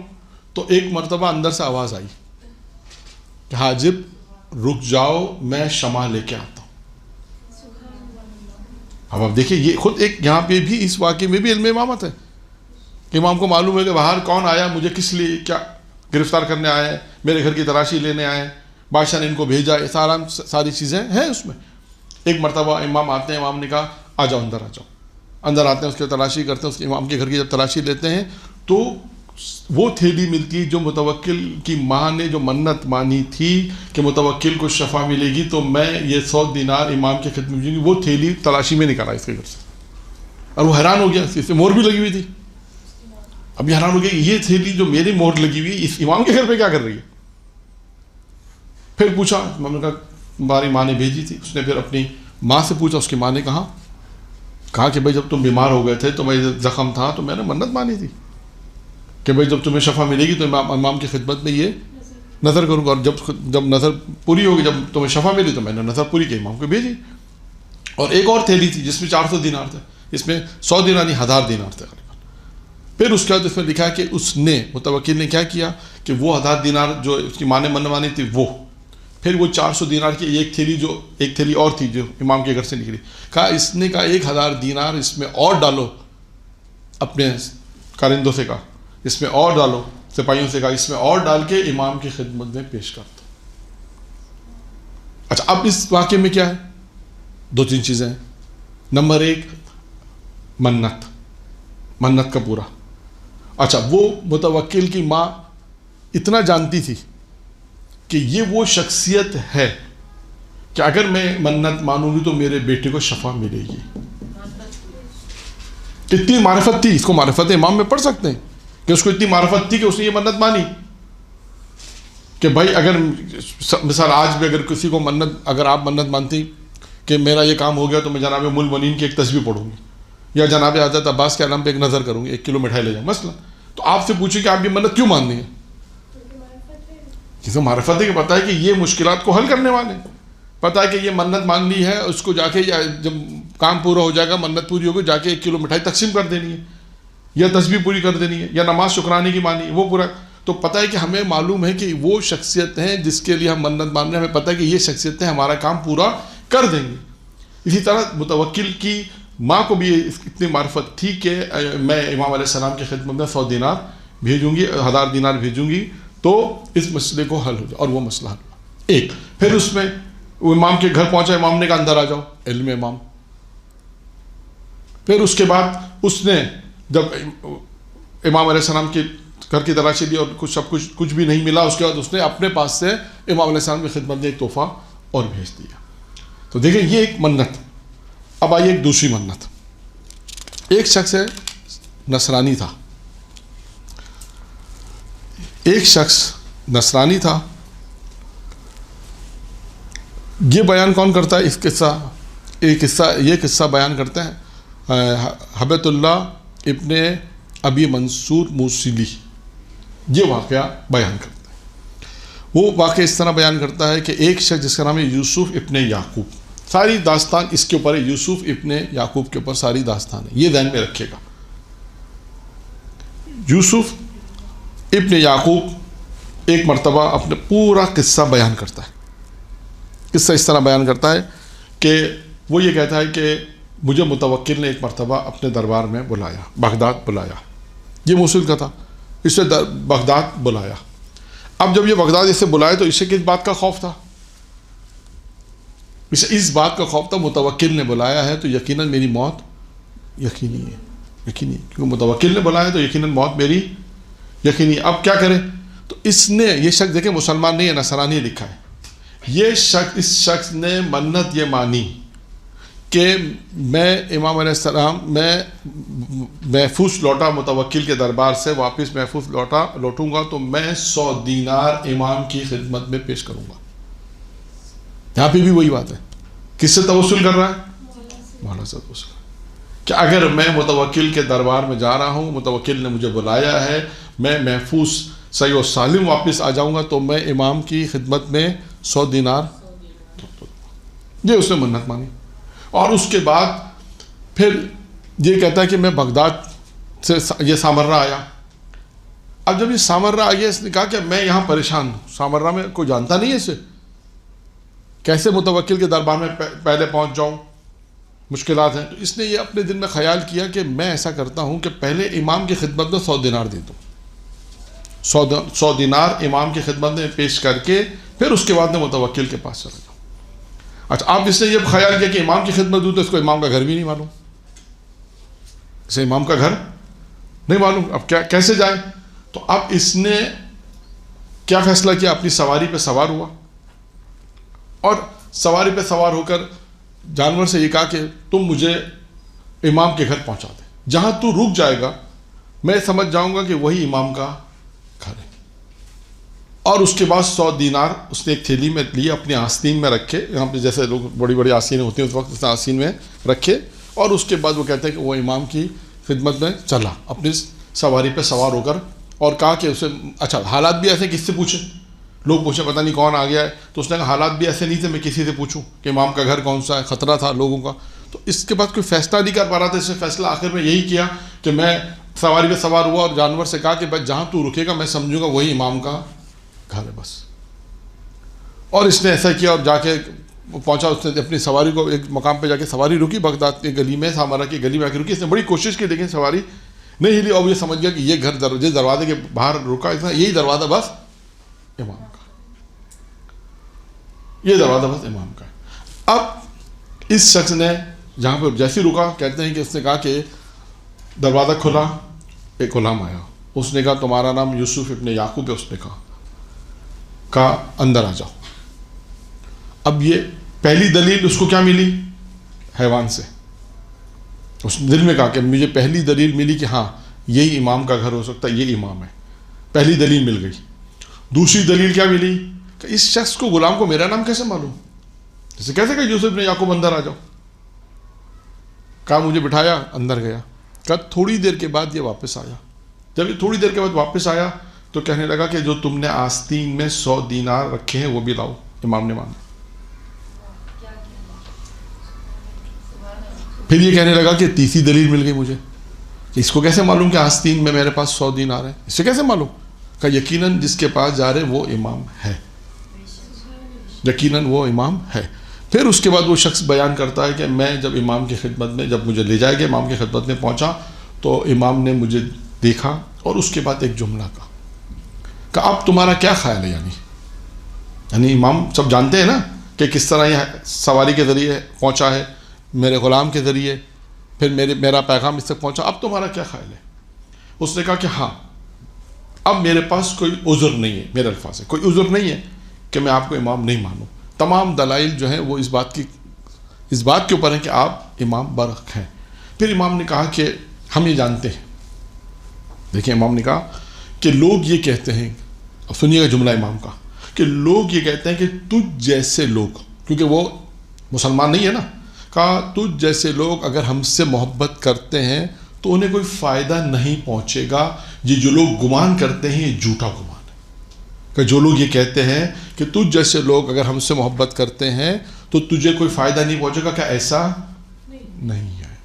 یہ امام کیا کہنا چاہتے ہیں کہ اگر تو ہم پر ایمان نہیں لایا، ہمیں امام نہیں مانتا، لیکن اگر تیرے دل میں ہمارے لیے کوئی بھی جگہ ہے، محبت ہے، تو اس کا بھی ہم اجر و ثواب تجھے دیں گے، یا کوئی نہ کوئی فائدہ تجھے ضرور پہنچے گا. پھر امام نے اس سے کہا، سنیے گا جملہ، امام نے کیا کہا کہ تو مسلمان نہیں ہوگا، لیکن تیرا ایک بیٹا جو ہے وہ مسلمان ہوگا اور ہمارا حقیقی شیعہ ہوگا. یہ امام علیہ السلام نے اس سے کہا. پھر وہ کہتا ہے کہ وہ شخص اپنے شہر واپس آ گیا. آنے کے بعد پھر یہ جو راوی ہے، جو پہلا راوی جس کا میں نے نام لیا ہیبت اللہ ابن ابی منصور موصلی، یہ بیان کرتا ہے کہ یہ سارا واقعہ جب اس نے آ کے ہمیں، میرے والد کو سارا واقعہ بیان کیا کہ اس طرح سارا واقعہ ہوا. پھر کہتا ہے کہ جب میں اس کے گھر گیا یوسف بن یعقوب کے گھر گیا تو اس کی وفات کے بعد، تو اس کے بیٹے نے کہا کہ تم نے بالکل صحیح کہا کہ میرا باپ نصرانیت پہ مرا ہے. یعنی اتنے معجزات دیکھنے کے بعد بھی، واقعہ دیکھنے کے بعد بھی مسلمان نہیں ہوا، کہ میرا باپ نصرانیت پہ مرا ہے. اور اس کے بعد پھر اس نے ایک جملہ کہا کہ وہ ہوں جس کے لیے امام نے بشارت دی. اور وہ کہتا ہے کہ یہ مسلمان نہیں ہے، بلکہ وہ کہتا ہے، راوی بیان کرتا ہے کہ وہ حقیقی شیعہ بن کے رہا. اور اس کو اس بات کی خوشی تھی کہ امام نے میرے متعلق ایک بشارت دی تھی. اب دیکھیں توسل کے دو واقعات ہیں. اب ان دو واقعات میں دیکھیں کتنا اچھا. اب یہاں پہ وہی ہے، اگر آپ لوگ اس کو مجلس میں پڑھیں گے تو کیسے پڑھیں گے یہ بہتر سمجھتے ہیں. اس کو مجلس میں پڑھنے کی بھی بہت سے طریقے کار ہیں. اس واقعے کو آپ کس طرح مجلس میں پڑھ سکتے ہیں. جیسے موضوع آیا تھا ابھی کہ کس طرح آپ اس کو آپ یاد بھی کہہ سکتے کہ آپ کو توسل امام پہ پڑھنا. تو آپ توسل امام پہ جب قرآن کی ایک آیت لیں گے، آیت لینے کے بعد اب ان دو واقعات کو، دیگر توسل کے ایک دو واقعات اور پڑھیں دوسرے اماموں کے، اس کا جب امام نقی پہ پڑھنا ہے تو یہ دو واقعات توسل پہ آپ پڑھیں کہ دیکھیں متوکل کی ماں نے کیسے منت مانی، اللہ نے اسے شفا دی، اس نے منت کو پورا کیا. اسی طرح اس شخص نے بھی منت مانی کہ بھائی میرا یہ کام ہو گیا، لیکن اس سے پہلے وہ امام کی خدمت میں آیا. ہاں اب یہاں پر یہ ساری چیزیں دیکھنے کے بعد پھر امام نے اس سے کہا، دیکھیں واقعہ یہ تو نقل کیا. پھر جب امام نے اس سے کہا، یہ واقعہ یہاں پہ ختم نہیں ہوا. پھر امام نے اس سے کیا کہا کہ امام نے اس سے کہا کہ جو لوگ یہ کہتے ہیں کہ تم جیسے لوگ اگر ہم سے محبت کریں گے تو انہیں کوئی فائدہ نہیں پہنچے. امام نے کہا ایسا نہیں ہے. پھر امام نے کہا کہ انشاءاللہ جیسا تو چاہتا ہے متوکل کے پاس جا، اور جیسا تو چاہتا ہے ایسا ہی ہوگا، یعنی تجھے کوئی نقصان نہیں پہنچے گا. یہ دیکھا. اچھا پھر اس واقعے میں علم امام پھر آ گیا یہاں پر کہ امام نے ابھی اسے انفارم کر دیا، اطلاع دے دی کہ جو تو جس کام کے لیے جا رہا ہے تو ڈر مت، تو مت ڈر، انشاءاللہ متوکل سے تجھے کوئی نقصان نہیں پہنچے گا. تو جا، جس نے تجھے بلایا ہے تو اس کے پاس جا، اور انشاءاللہ تجھے کوئی نقصان نہیں ہوگا. یہاں پر بات مکمل ہو گئی. اب آپ دیکھیں اس واقعے میں دو واقعے میں نے آپ کے سامنے بیان کیا توسل کے اندر، یہ دو باتیں. اب آئیے تیسری چیز کیا ہے؟ تیسری چیز میں ہم بیان کرتے ہیں کہ نصیحت امام اور اقوال امام. نصیحت امام میں بہت ہی مختصر میں بیان کروں گا، ایک ہی واقعہ ہے، اور اقوال امام میں کچھ چیزیں ہیں جو اقوال امام کے حوالے سے ہیں. ابو ہاشم جعفری کا بیان ہے. وہ یہ کہتا ہے کہ ایک مرتبہ میں بہت زیادہ تنگ دست ہو گیا، فقر کے حالات تھے، مشکل حالات تھے، تو میں امام کی خدمت میں گیا، اور امام سے جب میں نے اجازت طلب کی اور امام نے مجھے اجازت دی تو میں امام کی خدمت میں پہنچا. جب میرے حالات بہت برے تھے، اس وقت حالات ایسے تھے کہ مشکل حالات تھے، تو میں امام کی خدمت میں گیا اور امام سے میری ملاقات ہوئی. اب دیکھیں امام نے کیا کہا. یہاں پر بھی آپ کو علم امام ملے گا. آپ دیکھیں واقعات میں جگہ جگہ پر آپ کو علم امام نظر آئے گا. امام علیہ السلام نے کیا کہا، ابی ہاشم، خدا نے تمہیں جو نعمتیں عطا کی ہیں تم کس کس کا شکریہ ادا کر سکتے ہو؟ وہ آیا کس لیے تھا؟ کیا پریشان تھا، تنگ دست تھا، حالات اچھے نہیں تھے، وہ امام کی خدمت میں آیا تھا. اور آنے کے بعد جیسے ہی بیٹھا امام نے فوراً کیا کہا؟ امام نے کہا ابو ہاشم، خدا نے تمہیں جو نعمتیں عطا کی ہیں تم کس کس کا شکریہ ادا کر سکتے ہو؟ کہتا ہے میں خاموش ہو گیا اور سمجھ میں نہیں آ رہا تھا کہ کیا جواب دوں. امام نے فرمایا. پھر اب امام نے فرمایا. اب دیکھیں 3 چیزیں امام نے فرمائی اس میں، اور تینوں چیزوں کے فائدے بھی امام نے بیان کیے. نمبر 1، امام نے فرمایا خدا نے تم کو ایمان عطا کیا ہے تو اللہ نے تم کو کیا پہلی چیز کیا عطا کی؟ ایمان عطا کیا، جس سے تمہارے بدن کو آتش یعنی جس سے تمہارا بدن آتش جہنم سے آزاد رہے گا، یعنی محفوظ رہے گا۔ یعنی ایمان کا پہلا فائدہ کیا بتایا امام علی نقی نے؟ جہنم سے آزادی، جہنم کی آنکھ سے محفوظ رہنا۔ نمبر 1 امام نے فرمایا خدا نے تم کو ایمان عطا کیا ہے جو تم کو جہنم کی آنکھ سے بچائے گا۔ 2 خدا نے تمہیں صحت دی تاکہ تم اس کی اطاعت کر سکو۔ دیکھیے یہ صحت بہت اہم چیز ہے، اگر انسان اس کی قدر کرے یہ بہت اہم ہے۔ یہاں پر امام علی بن ابی طالب علیہ الصلوۃ والسلام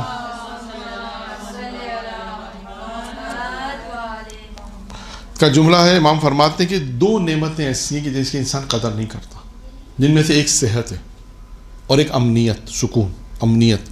ایک صحت ہے جس کی انسان قدر نہیں کرتا۔ وہ پچھلے درس میں غالباً شاید اب یاد نہیں کہ اس ترم میں یا پچھلے ترم میں ایک روایت پیغمبر کی بیان کی تھی کہ 5 چیزوں کی قدر کرو اس سے پہلے کہ تمہارے ہاتھ سے نکل جائیں۔ ان 5 چیزوں میں ایک چیز تھی صحت۔ صحت اے جابر، صحت کی قدر کرو اس سے پہلے کہ تم بیمار ہو جاؤ۔ یہاں پر بھی دیکھیں امام فرماتے ہیں اللہ نے تمہیں صحت دی تاکہ تم اس کی اطاعت کر سکو۔ یعنی یہ اللہ نے انسان کو صحت کس لیے دی ہے؟ اس کی اطاعت کریں، کہ اطاعت کریں۔ اب خدا نخواستہ ایسا نہ ہو کہ اللہ نے صحت تو بہت اچھی دی ہے لیکن اگر تمام واجبات کر سکتے ہیں ادا نہ کریں۔ بہت سارے واجبات ہیں اس کی ادائیگی انسان نہ کرے۔ صحت اچھی ہے، آج اچھی صحت ہے تو انسان ان واجبات کو ادا کر لے، ورنہ بہرحال بعض لوگ جانتے ہیں کہ جو زمانے میں اللہ نے صحت دے رکھی تھی اور واجبات ادا نہیں کی تو آج ان کے لیے کتنا مشکل ہے ان واجبات کو ادا کرنا۔ تیسری چیز جو امام نے فرمائی خدا نے تم کو قناعت عطا کیا، خدا نے تم کو قناعت جیسی چیز کو عطا کیا تاکہ اپنی عزت اور آبرو کی حفاظت کر سکو۔ دیکھیں یہاں پر 3 چیزیں امام علیہ السلام نے بیان کی اور تینوں کا ساتھ ساتھ فلسفہ بھی کہہ لیں وہ بھی بیان کر دیا کہ اللہ نے اگر تمہیں ایمان دیا ہے تو اس کا کیا فائدہ ہے، اللہ نے تمہیں صحت دی تو کس لیے دی ہے، اللہ نے تمہیں قناعت عطا کی تو اس کا کیا فائدہ ہے۔ کہ 3 نصیحتیں امام نے ابو ہاشم جعفری کو فرمائی۔ اس کے بعد امام علیہ السلام کے اقوال شروع ہوتے ہیں۔ امام علیہ السلام کا ایک قول، امام فرماتے ہیں کہ دنیا میں شخصیت کی پہچان کن چیزوں سے ہوتی ہے؟ دیکھیے قول کی میں تھوڑی سی اپنے الفاظ میں بیان کر رہا ہوں۔ امام نے فرمایا دنیا میں انسان کی شخصیت کی پہچان کیا ہے؟ اگر آپ سے پوچھا جائے آپ کیا؟ دولت، مسئلہ ہاں مسئلہ وہی ہے، صحیح ہے۔ اس میں امام نے جو ایک چیز بیان کی ہے اس میں یہ ساری چیزیں خود دیکھیں، دولت ہوگی تو شہرت بھی آ جائے گی، دولت ہوگی تو تقریباً بہت سی اور بھی چیزیں دولت کے ذمہ آ جاتی ہیں۔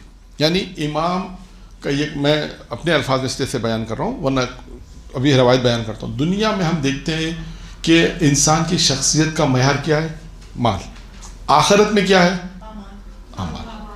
بس امام یہی فرماتے ہیں، امام نے یہ فرمایا، امام نے فرمایا دنیا میں انسان کی شخصیت جو پہچانی جاتی ہے وہ دولت سے، اور شخصیت ہے تو دولت سے، اور آخرت میں انسان کے اعمال، نیک کردار، نیک عمل کی وجہ سے انسان پہچانا جائے گا۔ بس یہ ایک امام کا قول ہے کہ دنیا میں پہچان کا معیار کیا ہے اور آخرت میں پہچان کا معیار کیا ہے، یہ ایک قول ہو گیا۔ پھر امام نے سامنے ارشاد فرمایا جو شخص اللہ کی اطاعت کرتا ہے وہ مخلوق کی ناراضگی کی پرواہ نہیں کرتا۔ نہیں آنسر نہیں، یہ ایک دوسرا قول ہے، دوسرا، پہلا قول تو ہو گیا نا، آنسر والا کوئی ہے نہیں نا، آپ کو سوال تو اس میں ہے۔ امام علیہ السلام نے پہلے قول کے اندر معیارات بیان کیے۔ دنیا میں معیار شخصیت کا کیا ہے؟ مال۔ آخرت میں انسان کیسے پہچانا جائے گا؟ کردار، عمل، نیک عمل سے۔ بات ختم، مکمل ہوگی۔ نمبر 2 دوسرا قول کیا ہے؟ امام فرماتے ہیں جو شخص اللہ کی اطاعت کرتا ہے وہ مخلوق کی ناراضگی کی پرواہ نہیں کرتا۔ یہ وہی گفتگو آ جائے گی جو پچھلے ہفتے ہم نے کی۔ بس یہ دیکھیں کہ جو اللہ کی اطاعت کرے گا، یہاں پر میں جناب ابراہیم کا وہ بھی نقطہ بیان کرتا چلوں کہ بعض روایت میں ہے کہ جناب ابراہیم کو ابراہیم کیوں کہتے تھے ایک علت یہ بھی بیان کی کہ جناب ابراہیم ہمیشہ اللہ کی اطاعت کو مقدم کرتے تھے، ہمیشہ اللہ کی اطاعت کو مقدم کرتے تھے کہ جو اللہ کی اطاعت، یعنی ابراہیم کو ابراہیم کہنے کی ایک وجہ یہ بھی بیان کی، ایک وجہ تو بہت مشہور ہے، وہ کون سی وجہ ہے؟ ایک اور وجہ ہے مہمان نوازی، یہ مشہور ہے کہ ابراہیم کو ابراہیم کیوں کہتے ہیں کہ وہ بغیر مہمان کے کھانا نہیں کھاتے تھے. اور ایک وجہ یہ لکھی ہے کہ جناب ابراہیم کو ابراہیم اس لیے کہتے ہیں کہ وہ اللہ کی اطاعت کو ہر صورت ترجیح دیتے تھے، مقدم کرتے تھے ہر جگہ ہر مقام پر. یہاں پہ بھی دیکھیں کیا امام نے فرمایا، جو اللہ کی اطاعت کرتا ہے وہ مخلوق کی ناراضگی کی پرواہ نہیں کرتا. کہا مخلوق ہو جائے ناراض. اب آپ دیکھیں یہ خود ایک ایسا جملہ امام نقی علیہ السلام کا جملہ ہے کہ جو اپنے معاشرے میں آپ اگر اس کو عمل کریں گی تو آپ کو سامنے خود بخود آ جائے گا، خود بخود آئے گا. ورنہ اس کا اپوزٹ کیا ہوگا کہ اب ہم گناہ بھی اگر اللہ کی نافرمانی کریں گے تو لوگ ہی ڈر سے کرتے ہیں کہ لوگ یہ کہیں گے کہ آپ نے ایسا نہیں کیا، لوگ کہیں گے آپ نے ایسا نہیں کیا، لوگ کہیں گے ایسا نہیں کرنا چاہیے تھا. تو ہم لوگوں کے خوف کی وجہ سے جو وہ اللہ کی نافرمانی کرتے ہیں. اور امام نے اس کے برعکس جملہ کہا کہ جو اللہ کی نافرمانی، جو اللہ کی اطاعت کرتا ہے وہ مخلوق کی ناراضگی کی پرواہ نہیں کرتا. وہ کہتے ہیں لوگ ناراض ہو جائیں لیکن اللہ میرا ناراض نہیں ہونا چاہیے. پھر اس کے بعد امام فرماتے ہیں دنیا ایک ایسا بازار ہے کہ جہاں بعض لوگ فائدہ اٹھاتے ہیں، یعنی آخرت کے لیے. دنیا ایک ایسا بازار ہے، امام فرماتے ہیں یہاں دو طرح کے لوگ ہوتے ہیں. ایسا بازار ہے جس میں دو طرح کے لوگ ہیں. نمبر ایک وہ لوگ ہیں جو آخرت کے لیے فائدہ اٹھا لیتے ہیں، جو دنیا میں رہ کر آخرت بناتے ہیں. کچھ لوگ ایسے ہیں. اور امام فرماتے ہیں کچھ لوگ ایسے ہیں جو دنیا میں رہ کے نقصان اٹھاتے ہیں، یعنی وہ آخرت کو تباہ برباد کر دیتے ہیں، یعنی دنیا کے ہی رہ جاتے ہیں، دنیا ہی کے رہ جاتے ہیں، تو وہ اس آخرت سے فائدہ نہیں اٹھاتے تھے. امام نے دو لوگ ہیں، ایک دنیا میں رہ کر آخرت کو بناتے ہیں، اور دوسرا جو وہ صرف دنیا میں رہتے ہیں اور اس سے نقصان اٹھاتے ہیں. پھر اس کے بعد امام نے فرمایا جو کوئی اپنے کو اللہ کی تدبیر سے محفوظ سمجھتا ہے کہ میں اللہ کی تدبیر میں خارج ہوں، میں اللہ کی تدبیر یا اللہ کے جو ارادے ہیں اس سے میں اپنے آپ کو محفوظ سمجھتا ہے، امام فرماتے ہیں وہ مغرور ہو جاتا ہے، لیکن جب اس کی موت آتی ہے تو اللہ کا حکم نافذ ہوتا ہے. پھر امام نے فرمایا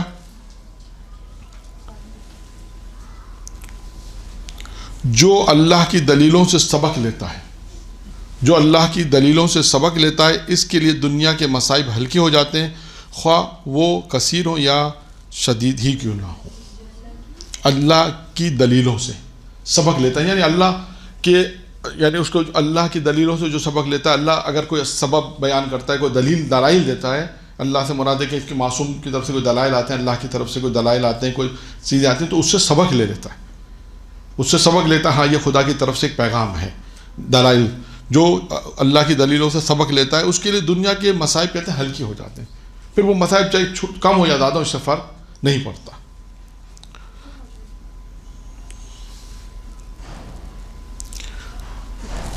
ٹائم کم ہے، میں ایک جملے کے بعد پھر ایک قصہ اور آخری سنا دیتا ہوں. امام کے ایک صحابی ہیں، انہوں نے سہیل ابن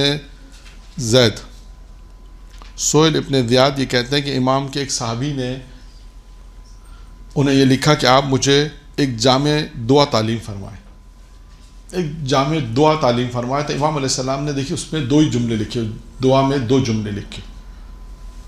یعنی ایک شخص بیان کرتا ہے، راوی بیان کرتا ہے کہ امام کے ایک صحابی نے کہا مولا مجھے ایک جامع دعا تعلیم فرمائے. تو امام علیہ السلام نے اس کے جواب میں لکھا کثرت سے استغفار کرو اور حمد کرو اللہ کی. دو ہی جملے فرمائے. کہا تمہیں دنیا اور آخرت میں سعادت مل جائے گی. کثرت سے استغفار کرے اور اللہ کی حمد کثرت سے کرے. اب حمد میں بہت ساری چیزیں آ جائیں گی، حمد پروردگار، معرفت، خدا مستعان، یعنی حمد. تو کثرت سے انسان استغفار کرے اور حمد پروردگار کی حمد. یہ دو چیزیں امام علیہ السلام نے فرمائی. کہا کہ اس کے بعد یہ دو چیزیں ایسی ہیں جو تمہیں دنیا اور آخرت میں سعادت حاصل ہو جائے گی. تو کثرت استغفار اور حمد پروردگار کی حمد کرے، حمد ثنا خدا. اچھا اب کیونکہ وقت ہمارے پاس کم ہے لہٰذا میں ایک آخری قصہ معرفت امام کا بیان کرتا ہوں. تقریباً 5 منٹ ہے میرا خیال ہے. تو آج کی گفتگو امام علیہ السلام کے مناسبت سے ہو جائے گی، مختصر رہے گی، لیکن اب بہت ساری چیزیں ہیں، لیکن بہرحال وقت کے اعتبار کو دیکھتے ہوئے کہ ہم نے آپ کے سامنے دعا کے اعتبار سے نصیحت امام کے اعتبار سے ایک قول نقل کیا، اس میں بھی 3 باتیں تھیں، کچھ اقوال امام کے نقل کیے کہ جو انسانی زندگی میں آپ کو کام آنے والے ہیں، پھر توسل کے اعتبار سے گفتگو کی، ہدایت امام کے اعتبار سے گفتگو کی، اور اب ہے معرفت امام۔ معرفت امام میں کہ ایک شخص جس کا نام یونس تھا، نقاش تھا، یونس نقاش کے نام سے مشہور تھا، کہ جس کا کام کیا تھا کہ جو نگینوں پہ جو لکھا جاتا ہے، اس کا یہ کام تھا کہ نگینوں پر جو خاص طریقے سے لکھا جاتا ہے، جیسے کوئی کلمہ لکھا جاتا ہے، کوئی لا الہ الا اللہ لکھتا ہے، کوئی محمد رسول لکھا جاتا ہے، یا علی مدد وغیرہ، جو اس کا کام یہی تھا۔ یہ شخص ایک مرتبہ امام علی نگر السلام کی خدمت میں آتا ہے، اور امام کا ہمسایہ تھا، پڑوسی تھا امام کا، امام کا اس کے پاس آنا جانا تھا۔ ایک مرتبہ امام کی خدمت میں آ کے کہتا ہے مولا، اور آتا ہے تو کانپتا ہوا آتا ہے، پریشان ہے، بہت زیادہ پریشان ہے، مشکلات میں، جیسے ہوتا ہے نا آپ ہفتے کانپتے کیسے آئے گا، اور اس وقت آئے گا جب بہت زیادہ پریشانی ہے۔ اس وقت امام سے آیا اور آ کے کہنے لگا کہ بھائی میرے بیوی بچوں کا آپ نے خیال رکھنا ہے، میری آج کے اسلام میں اگر ہم کہیں گے کہ بھائی میری فیملی کا آپ نے خیال رکھنا ہے، میری بیوی بچوں کا آپ نے خیال رکھنا ہے۔ امام نے کہا ایسا کیا ماجرا ہے؟ کہا بس مرنے جا رہا ہوں، بس موت قریب ہے، تیار ہے، بس موت کا بس زیادہ وقت نہیں میرے پاس۔ تو امام مسکراتے پوچھے کہ امام نے پوچھا پھر آخر ہوا کیا، وجہ کیا ہے؟ امام مسکرا کے پوچھیں کہ آخر وجہ کیا، کیوں اتنا گھبرائے لگ رہے ہو، کیوں ایسی باتیں کر رہے ہو کہ آپ میرے بچوں کا خیال رکھنا، موت میرے قریب ہے، بس میں مرنے والا ہوں، ایسی کیا وجہ ہے؟ امام نے تھوڑا مسکرا کے پوچھا تو اس نے کہا کہ موسیٰ ابن بغا جو عباسی حکومت کی اقتدار کی ایک شخصیت تھا، جو بادشاہوں کے قریب جو شخص ہوتے ہیں اس میں سے ایک بادشاہ جو تھا، اس خلیفہ جو بادشاہ تھے، اس کے ایک شخصیت کا نام تھا موسیٰ ابن بغا۔ کہا کہ وہ شخص جو تھا اس نے مجھے ایک نگ دیا تھا اور کہا تھا کہ اس پہ یہ چیز لکھ دو، اور میں جب لکھ رہا تھا تو اس کے 2 ٹکڑے ہو گئے۔ اب دیکھیں یہاں پہ بھی اطمینان قلب ہے امام علیہ السلام، یہاں بھی دیکھیں امام علیہ السلام نے کیسے اسے تحمل دیا ہے، یہ بھی اچھا۔ اب یہاں پہ معرفت میں نے واقعہ کیوں پڑھا، آپ کے معرفت کا ہے، معرفت یہاں پہ کہ امام کی خدمت میں آ رہا ہے، اتنا جانتا ہے کہ یہ امام کے آ رہا ہے اور آنے کے بعد اپنی مشکل کو بیان کر رہا ہے کہ بھائی میں تو مرنے لگا ہوں، ایسا کہ بہت میری تیار ہے، بس کیونکہ بادشاہ کے ایسا ہی ہوتا ہے، بادشاہ کے دربار میں یہی ہوتا ہے کہ بادشاہ کا کوئی نقصان کر دے، یا ان کے درباری میں کسی جو بادشاہ کے قریب اقتدار میں سے کوئی ایسا نقصان کر دے تو اس کو معلوم ہے کہ سوائے مارنے کے علاوہ کوئی دوسرا کام نہیں کریں گے، بہت تیار ہے گویا۔ تو اس نے آ کے امام کی خدمت میں آ کے سارا ماجرا بیان کے امام نے پوچھا، کہا اس نے ایک نگ دیا تھا جس پہ لکھ رہا تھا، تو اس کے 2 ٹکڑے ہو گئے 2 ٹکڑے ہو گئے۔ اب یقیناً موت تیار ہے، وہ آئے گا، اس کا آدمی آئے گا اور کہے گا کہ بھائی بادشاہ نے بلایا ہے، اور اس کے بعد کو مار دے گا۔ تو کہا یہ وجہ یہ ہے۔ تو کہتے ہیں کہ امام علیہ السلام نے اس سے کہا کہ تم مطمئن ہو جاؤ انشاءاللہ تعالیٰ، کوئی ایسا مسئلہ، امام نے کہا گھر جاؤ انشاءاللہ اللہ سب خیر کرے گا۔ دیکھیں یہ جملہ اطمینان کا، یہاں پہ بھی پھر وہی بات آئے گی علم امام۔ دیکھیں ہر واقعے کے اندر آپ کو پیغام ملے گا۔ امام علیہ السلام نے کیا کہا، اطمینان سے کیا کہا، گھر جاؤ، اللہ سب خیر کرے گا، کچھ نہیں ہوگا، اللہ خیر کرے گا، کچھ نہیں ہوگا۔ یہ پریشان ہے، بعض کتابوں میں تو بہت اچھے مطلب اس کو لکھا گیا، یا ہم کو پڑھ سکتے ہیں کہ بھائی یہ اتنے اطمینان سے کہہ رہے ہیں ادھر ہماری موت آ رہی ہے، ادھر اتنے ہم پریشان ہیں، اور کہہ رہے ہیں کہ گھر جاؤ کچھ نہیں ہوگا۔ لیکن پھر بھی بہرحال امام کی خدمت میں آیا تھا، امام سے پریشان، امام نے کہا جاؤ کچھ نہیں ہوگا، اللہ خیر کرے گا انشاءاللہ۔ کہتا ہے یہ گھر آ گیا، آنے کے بعد پھر اس کے پاس بادشاہ کا وہ جو شخصیت تھی، موسیٰ ابن شخص آیا، بندہ آیا، اور اس نے کہا کہ بھائی تمہیں بلایا، اس نے موسیٰ ابن بغا نے بلایا۔ پھر یہ امام کے پاس آیا، امام کے بعد پھر دوڑتا ہوا آیا اور آ کے کہنے لگا مولا اس نے بلوایا ہے، اب کیا کروں؟ امام نے کہا جاؤ انشاءاللہ کچھ نہیں ہوگا، جاؤ اللہ خیر کرے گا۔ پھر امام نے وہی کہا جو پہلے کہا کہ جاؤ انشاءاللہ اللہ، اس نے کہا کہ جاؤ بہتر ہے انشاءاللہ تعالیٰ، پریشان نہ ہو، وہ تمہیں اچھی خبر سنائے گا۔ لیکن یہاں پہ پھر امام نے ایک بات اور کہی، جاؤ پریشان نہ ہو، وہ تمہیں اچھی، پھر امام نے ایک بات یہاں پہ کہی، یہ آدمی پریشان ہے، آپ سوچیے پریشان ہے، لیکن امام کہنے جاؤ انشاءاللہ کوئی مشکل نہیں ہے، اچھے خبر۔ اب دیکھیے کیا ہوا، اب جب یہ پہنچا، وہاں پہنچنے کے بعد اس نے کہا کہ موسیٰ ابن بغا نے کہا کہ ہاں بھائی ماجرا سارا یہ ہے کہ میری 2 بیٹیاں ہیں اور دونوں میں جھگڑا ہو گیا کہ وہ نگ کون لے گا، تم ایسا کرو اس کے 2 ٹکڑے کر دو، تم اس کے 2 ٹکڑے کر دو تاکہ میں دونوں کو ایک ہی دے دوں، تاکہ ماجرا سارا جھگڑا جو ہے وہ ختم ہو جائے، ماجرا ختم ہو جائے. اس نے کہا کہ اچھا ٹھیک ہے. اس نے کہا کہ بھائی تم مجھے فرصت دو، میں سوچوں گا یہ کام ہوگا کیسے. ہاں اس نے کہا مجھے فرصت دو، میں انشاءاللہ مجھے فرصت دو تو میں کرتا ہوں پھر کچھ انشاءاللہ اس کا انتظام. پھر یہ آیا امام کی خدمت میں اور خوش تھا. امام تو دیکھیں امام میں پہلے خبر دے چکے انشاءاللہ کچھ نہیں تمہیں اچھے خبر سنائے گا، جاؤ. امام کی خدمت میں آیا اور اطمینان کا سانس لیا. امام نے کہا ہاں اب ماجرا بتاؤ کیا ہوا. پھر اس نے سارا ماجرا بیان کیا. امام نے کہا کہ سارا ماجرا جب امام نے سن لیا، امام نے کہا اچھا جب تم سے اس نے یہ کہا کہ تم اس کے 2 ٹکڑے کرو تو تم نے کیا جواب دیا یہ بتاؤ. تم نے کیا جواب دیا؟ اس نے کہا مولا میں نے اسے کہا فرصت دو مجھے، یہ سوچنا پڑے گا کام ہوگا کیسے. یعنی کہتے ہیں امام مسکرائے. امام نے کہا اچھا جواب دو، تم نے اچھا جواب دیا. اس کے بعد امام مسکرائے. دیکھیے یہ اعتقاد امام کے خدمت، یہ ہمسائے امام تھا. امام کے آنا جانا، اس کے کہتے ہیں امام کے پاس اس کا آنا جانا تھا اور معرفت امام تھی. اس کو امام کے ساتھ آ رہا تھا. بالآخر مشکل میں آیا نا. اب آپ کہتے ہیں کہ اس میں ہو سکتا ہے کوئی یہ کہے کہ مولانا معرفت کم تھی، شاید ہو سکتا ہے کم ہو. بہت سے ایسے لوگ بھی تھے کہ جس کو امام نے کہتے کچھ نہیں ہوگا، وہ اطمینان سے جاتا خوش تھا. لیکن یہ بالآخر تھوڑا بہت تھا، تھوڑا سا اس کی پریشانی اظہار جو لکھا ہے کہ تھوڑی سی پریشانی اس کے اظہار میں تھی کہ بھائی موت ہے سامنے، لیکن معرفت تھی. امام کے بعد آنا جانا تھا. بہت سے ایسے لوگ ہو سکتے ہیں کہ ان کی معرفت بہت زیادہ ہوتی ہے، ہو سکتا ہے بہت سی معرفت کم بھی ہو سکتا ہے. تو خیر یہ واقعہ دیکھیں یہ بھی ہے کہ امام کی معرفت کے حوالے سے کہ ہم دعا یہ کریں پروردگار سے کہ ہمیں زیادہ سے زیادہ معرفت امام علیہ السلام نصیب فرمائے، تمام ائمہ کی معرفت حاصل ہو تاکہ ہم ان کی سیرت کے مطابق اپنی زندگی کو عمل کر سکیں. درود پڑھیں محمد و آل محمد.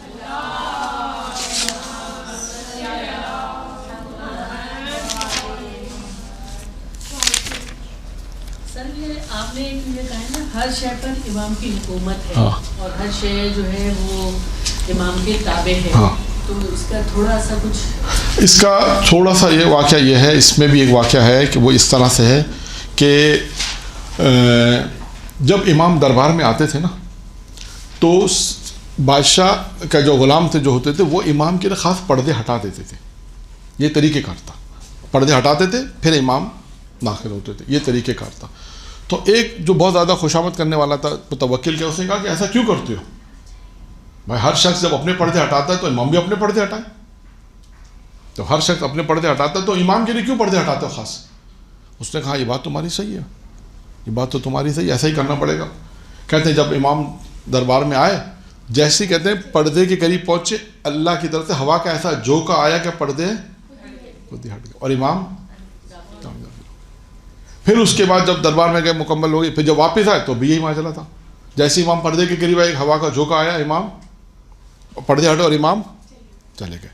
اب بادشاہ نے اپنے غلام سے کیا کہا کہ جب امام آئے تو تم لوگ پردے ہٹا دیا کرو. کیوں؟ ٹھیک ہے نہیں کیوں؟ تاکہ سب اس بات پہ یقین کر لیں. اس بات تم ہٹا دو گے تو لوگوں کو یہ ایسا، لوگوں کے ذہن میں یہ ظاہر ہو کہ ایسا نہ ہو کہ ہوا بھی ان کے تابع دار ہے. یہ یعنی اس نے کہا یہ معجزہ ہے. یعنی یہ میں نے وقت نہیں تھا اس لیے بیان نہیں کیا، ورنہ بہت ساری چیزیں ایسی ہیں. وہ قالین کا واقعہ بھی امام کا ہی ہے کہ ایک شعبد باز جسے کہتے ہیں جادو کرنے والا، وہ بھی آیا تھا. اس میں ایسا ہی کہ وہ بہت سی چیزیں ایسی تھیں جو امام علیہ السلام، جب بعض روایت میں کہ کھانا بادشاہ نے اس کو بلایا، ہند سے آیا تھا، اور بادشاہ نے اس کو بولا کہ جب امام کی طرف روٹی کا ٹکڑا، امام روٹی لیں تو تم اپنے جادو سے اسے ہوا میں اڑا دینا. بعض کتابوں میں اس طرح لکھا ہے. تو ایک مرتبہ اس نے پہلا تو آیا، اس کے بعد میں بہت سارے جادو، بہت ساری چیزیں کرتب دیکھا، امام نے اس کی طرف توجہ نہیں کی. پھر جب بادشاہ نے اشارہ کیا کھانے میں بیٹھے تو اس نے جب ایک ٹکڑا جیسے امام نے لے تو ہوا میں اچھانے لگا، امام کے ہاتھ سے ایسے جادو کرتب دکھانے لگا. کہتے ہیں امام نے قالین جو دیوار میں جو قالین میں جو شیر بنا ہوا تھا، امام نے اس کی طرف دیکھا اور اسے حکم دیا کہ نکل اور اس کو کھانا. تو وہ کہتے ہیں کہ امام کے حکم سے وہ قالین جو تصویر میں تھا، ایک مرتبہ اس میں روح حکم امام سے گئی اور اس کے بعد وہ باہر آیا، آنے کا اس کو کھایا، کھانے کا واپس جا کے قالین میں. تو ایسے کتنے واقعات ہیں معجزات ہیں امام میں. تو یہ وہ چیزیں ہیں ساری کہ جس سے کہتے ہیں کہ امام کی کائنات پہ ہر شے جو حکم ہے وہ. اس میں جناب ایک اور واقعہ بھی ہے جانوروں کا جو واقعہ ہے، امام علی نکی کا بھی ہے کہ ایک عورت نے آ کے کہا میں علی کی بیٹی ہوں، مشہور واقعہ یہ بھی. تو امام نے وہ پریشان ہو گیا متوکل کہ کیسے طے کرے کہ یہ علی کی بیٹی ہے نہیں ہے. تو امام کو بلایا. جب امام کو بلایا تو امام نے کہا ٹھیک ہے. امام نے کہا کہ تو علی کی اگر بیٹی ہے تو جانوروں پہ خون حرام ہے اہل بیت کا, تو اس کو درندوں کے سامنے بھیج دیا جائے, تو اگر وہ نہیں کھائیں گے تو سمجھ جاؤ کہ یہ علی کی بیٹی اگر وہ نہیں ہوگا تو جانور سے کھا لیں گے. اب اس نے سوچا کہ میں تو پھنس گئی جھوٹ بول کر, پھنس گئی. اس نے کہا کیا کریں, تو اس نے کہا کہ امام, اس نے کہا اچھا آپ اگر علی کی اولاد ہیں سچ کہتے ہیں تو آپ پہلے جائیے اپنے آپ کو بچانے کے لیے, آپ پہلے. امام علیہ السلام کے تمام درندے کہتے ہیں کہ جو بڑے بڑے خطرناک جانور سب امام کے جو ایک قدموں میں آ گئے. جب اس نے یہ منظر دیکھا اس نے بات کہا کہ ہاں میں علی کی بیٹی میں نے جو زینب کذاب جسے کہتے ہیں, غالباً شاید وہی واقعہ ہے یا شاید نہیں ہوگا لیکن ہاں میں نے کہا نا زینب, یہی واقعہ تاریخ میں لکھا ہے زینب کذاب کے نام سے, وہ یہی ہے. تو اب یہ اب دیکھا آپ نے اس میں ان 2-3 واقعات جو بہت جلدی ہم نے بیان کر دیا آپ کے لیے کہ اس تمام چیزوں میں آپ دیکھیں حیوانات ہو, پرندے ہو, یا آپ اپنا یہ ہوا ہو, جتنی بھی چیزیں ہیں وہ چیز جو ہے وہ اطاعت امام گزار ہے, معرفت امام رکھتے ہیں, ساری چیزیں یہ سب چیزیں ہیں. اچھا سر, جس طرح ایک واقعہ ہے ہمارے پاس 2-3 ائمہ کے حوالے سے یہی چیز ملتی ہے, تو اس کے حوالے سے کیا کریں گے؟ کچھ واقعات ایسے ہیں جو مختلف کتابوں میں انہی اماموں سے منسوب ہیں, تو اس میں ہاں نہیں, تو ایک واقعہ 2 دفعہ پیش نہیں آ سکتا. پھر سوال کیا ہے؟ سوال یہ کہ ہاں جیسے ہم سے پوچھا جاتا ہے کہ فلاں کے حوالے سے بتا دیجیے کہ آپ نے کیوں پڑھ دیا. نہیں کیوں نہیں پڑھا, وہ آپ کے پاس حوالہ ہوگا تو مشکل نہیں. اب جیسے میں نے آپ کو کتاب کا حوالہ بتایا, میں پڑھ رہا ہوں معجزات آل محمد, فارسی میں کتاب ایک مدینۃ المعجز فارسی میں نام ہے, اردو میں اس کتاب کا نام ہے معجزات آل محمد, جلد نمبر 4. اور اس کے آپ امام علی نقی علیہ السلام کے حالات میں جائیں, تمام چیزیں بیشتر آپ کو اس میں مل جائیں گی جو میں نے پڑھی ہیں. باقی ایک دو اور دوسری کتاب میں اس میں نہیں ہے, باقی دوسری فارسی کی کتاب ہے 14 معصومین کی کتاب ہے, اس میں جو سورہ حمد کا جو واقعہ ہے وہ اس میں نہیں ہے, جو 7 حروف والا واقعہ ہے وہ اس میں نہیں تھا, وہ کسی اور کتاب سے پڑھا. اسی طرح بعض قول اس کتاب میں نہیں تھے, کسی اور سیرت کی کتاب میں دیکھیے وہاں سے بعض قول مل گئے, وہاں سے لکھ لیے. تو یہ تو سب ہے. اور اگر ایک امام کے دور میں یا بہت سی ایسا ہوتا ہے کہ ایک ہی واقعات, ضروری نہیں ہے کہ ایک امام, ہو سکتا ہے کہ سیم یہ واقعہ جیسے مردوں کو زندہ کرنا کس امام کے دور میں نہیں ہوا. ہاں امام رضا سے وہاں پہ بھی یہی ہے, ہاں وہی وہاں پہ بھی سیم یہ ہوا کہ توہین کی گئی. امام السلام نے قالین میں جو شعر بنا ہوا تھا, تصویر تھی, امام نے اس کو اشارہ کیا, وہ روح گئی, امام کے حکم امام سے روح گئی, اس کے بعد وہ آیا آ کے کھا گیا, اس کے بعد قصہ ختم ہو گیا سارا. تو اب یہ ایک بات. اسی طرح اور مثال میں آپ کو دوں, مریضوں کو شفا دینا یہ بھی تکراری ہے, مردوں کو زندہ کرنا یہ بھی تکراری. اچھا علم سے ہدایت ہونا ہر امام کے حالات میں ملے گا. کچھ چیزیں اگر آپ اس کو اگر اسٹڈی کریں گی تو بہت ساری چیزیں آپ کو مشترک ملیں گی. یہ جو میں 2-3 چیزیں آپ کو بتائیں, علم ہے, معجزہ ہے, کردار امام ہے, اخلاق امام ہے. اس سے آپ اخلاق امام دیکھیں, ہر تقریباً بیشتر ہر امام کے اخلاق میں آپ کو واقع ملے گا کہ آئے امام سے بد تہذیبی کی, نازیب الفاظ کے امام نے تحمل کیا, وہ اچھے اخلاق کی امام کی وجہ سے وہ مسلمان ہو گئے. ہاں مشہور ہے. اس کے علاوہ اور بھی امام ہیں, امام موسیٰ کاظم کا بہت مشہور ہے, امام موسیٰ کاظم کا بھی ایسی واقعہ ہے, چوتھے امام کا واقعہ. تو یہ تمام چیزیں جو ہیں واقعات مشترکہ ہیں, کیونکہ ہر دور میں ہر طرح کے لوگ تھے, اور لوگ امام کے خلاف بھی بہت ساری باتیں مشہور تھیں, تو وہ آتے تھے امام کے پاس. بعض لوگ چیک کرنے آتے تھے, بعض لوگ معلوم نہیں امام ہے, ان کے ساتھ آ کے بد تہذیبی کی, بد اخلاقی کی, نازیب الفاظ کے امام نے تحمل کیا. پھر اس نے کہا اچھا یہ امام, ہم نے تو کچھ اور سن رکھا تھا. تو اس اخلاق کی وجہ سے وہ مسلمان ہو جاتا. ٹھیک ہے, درود پڑھ دیں محمد علیہ.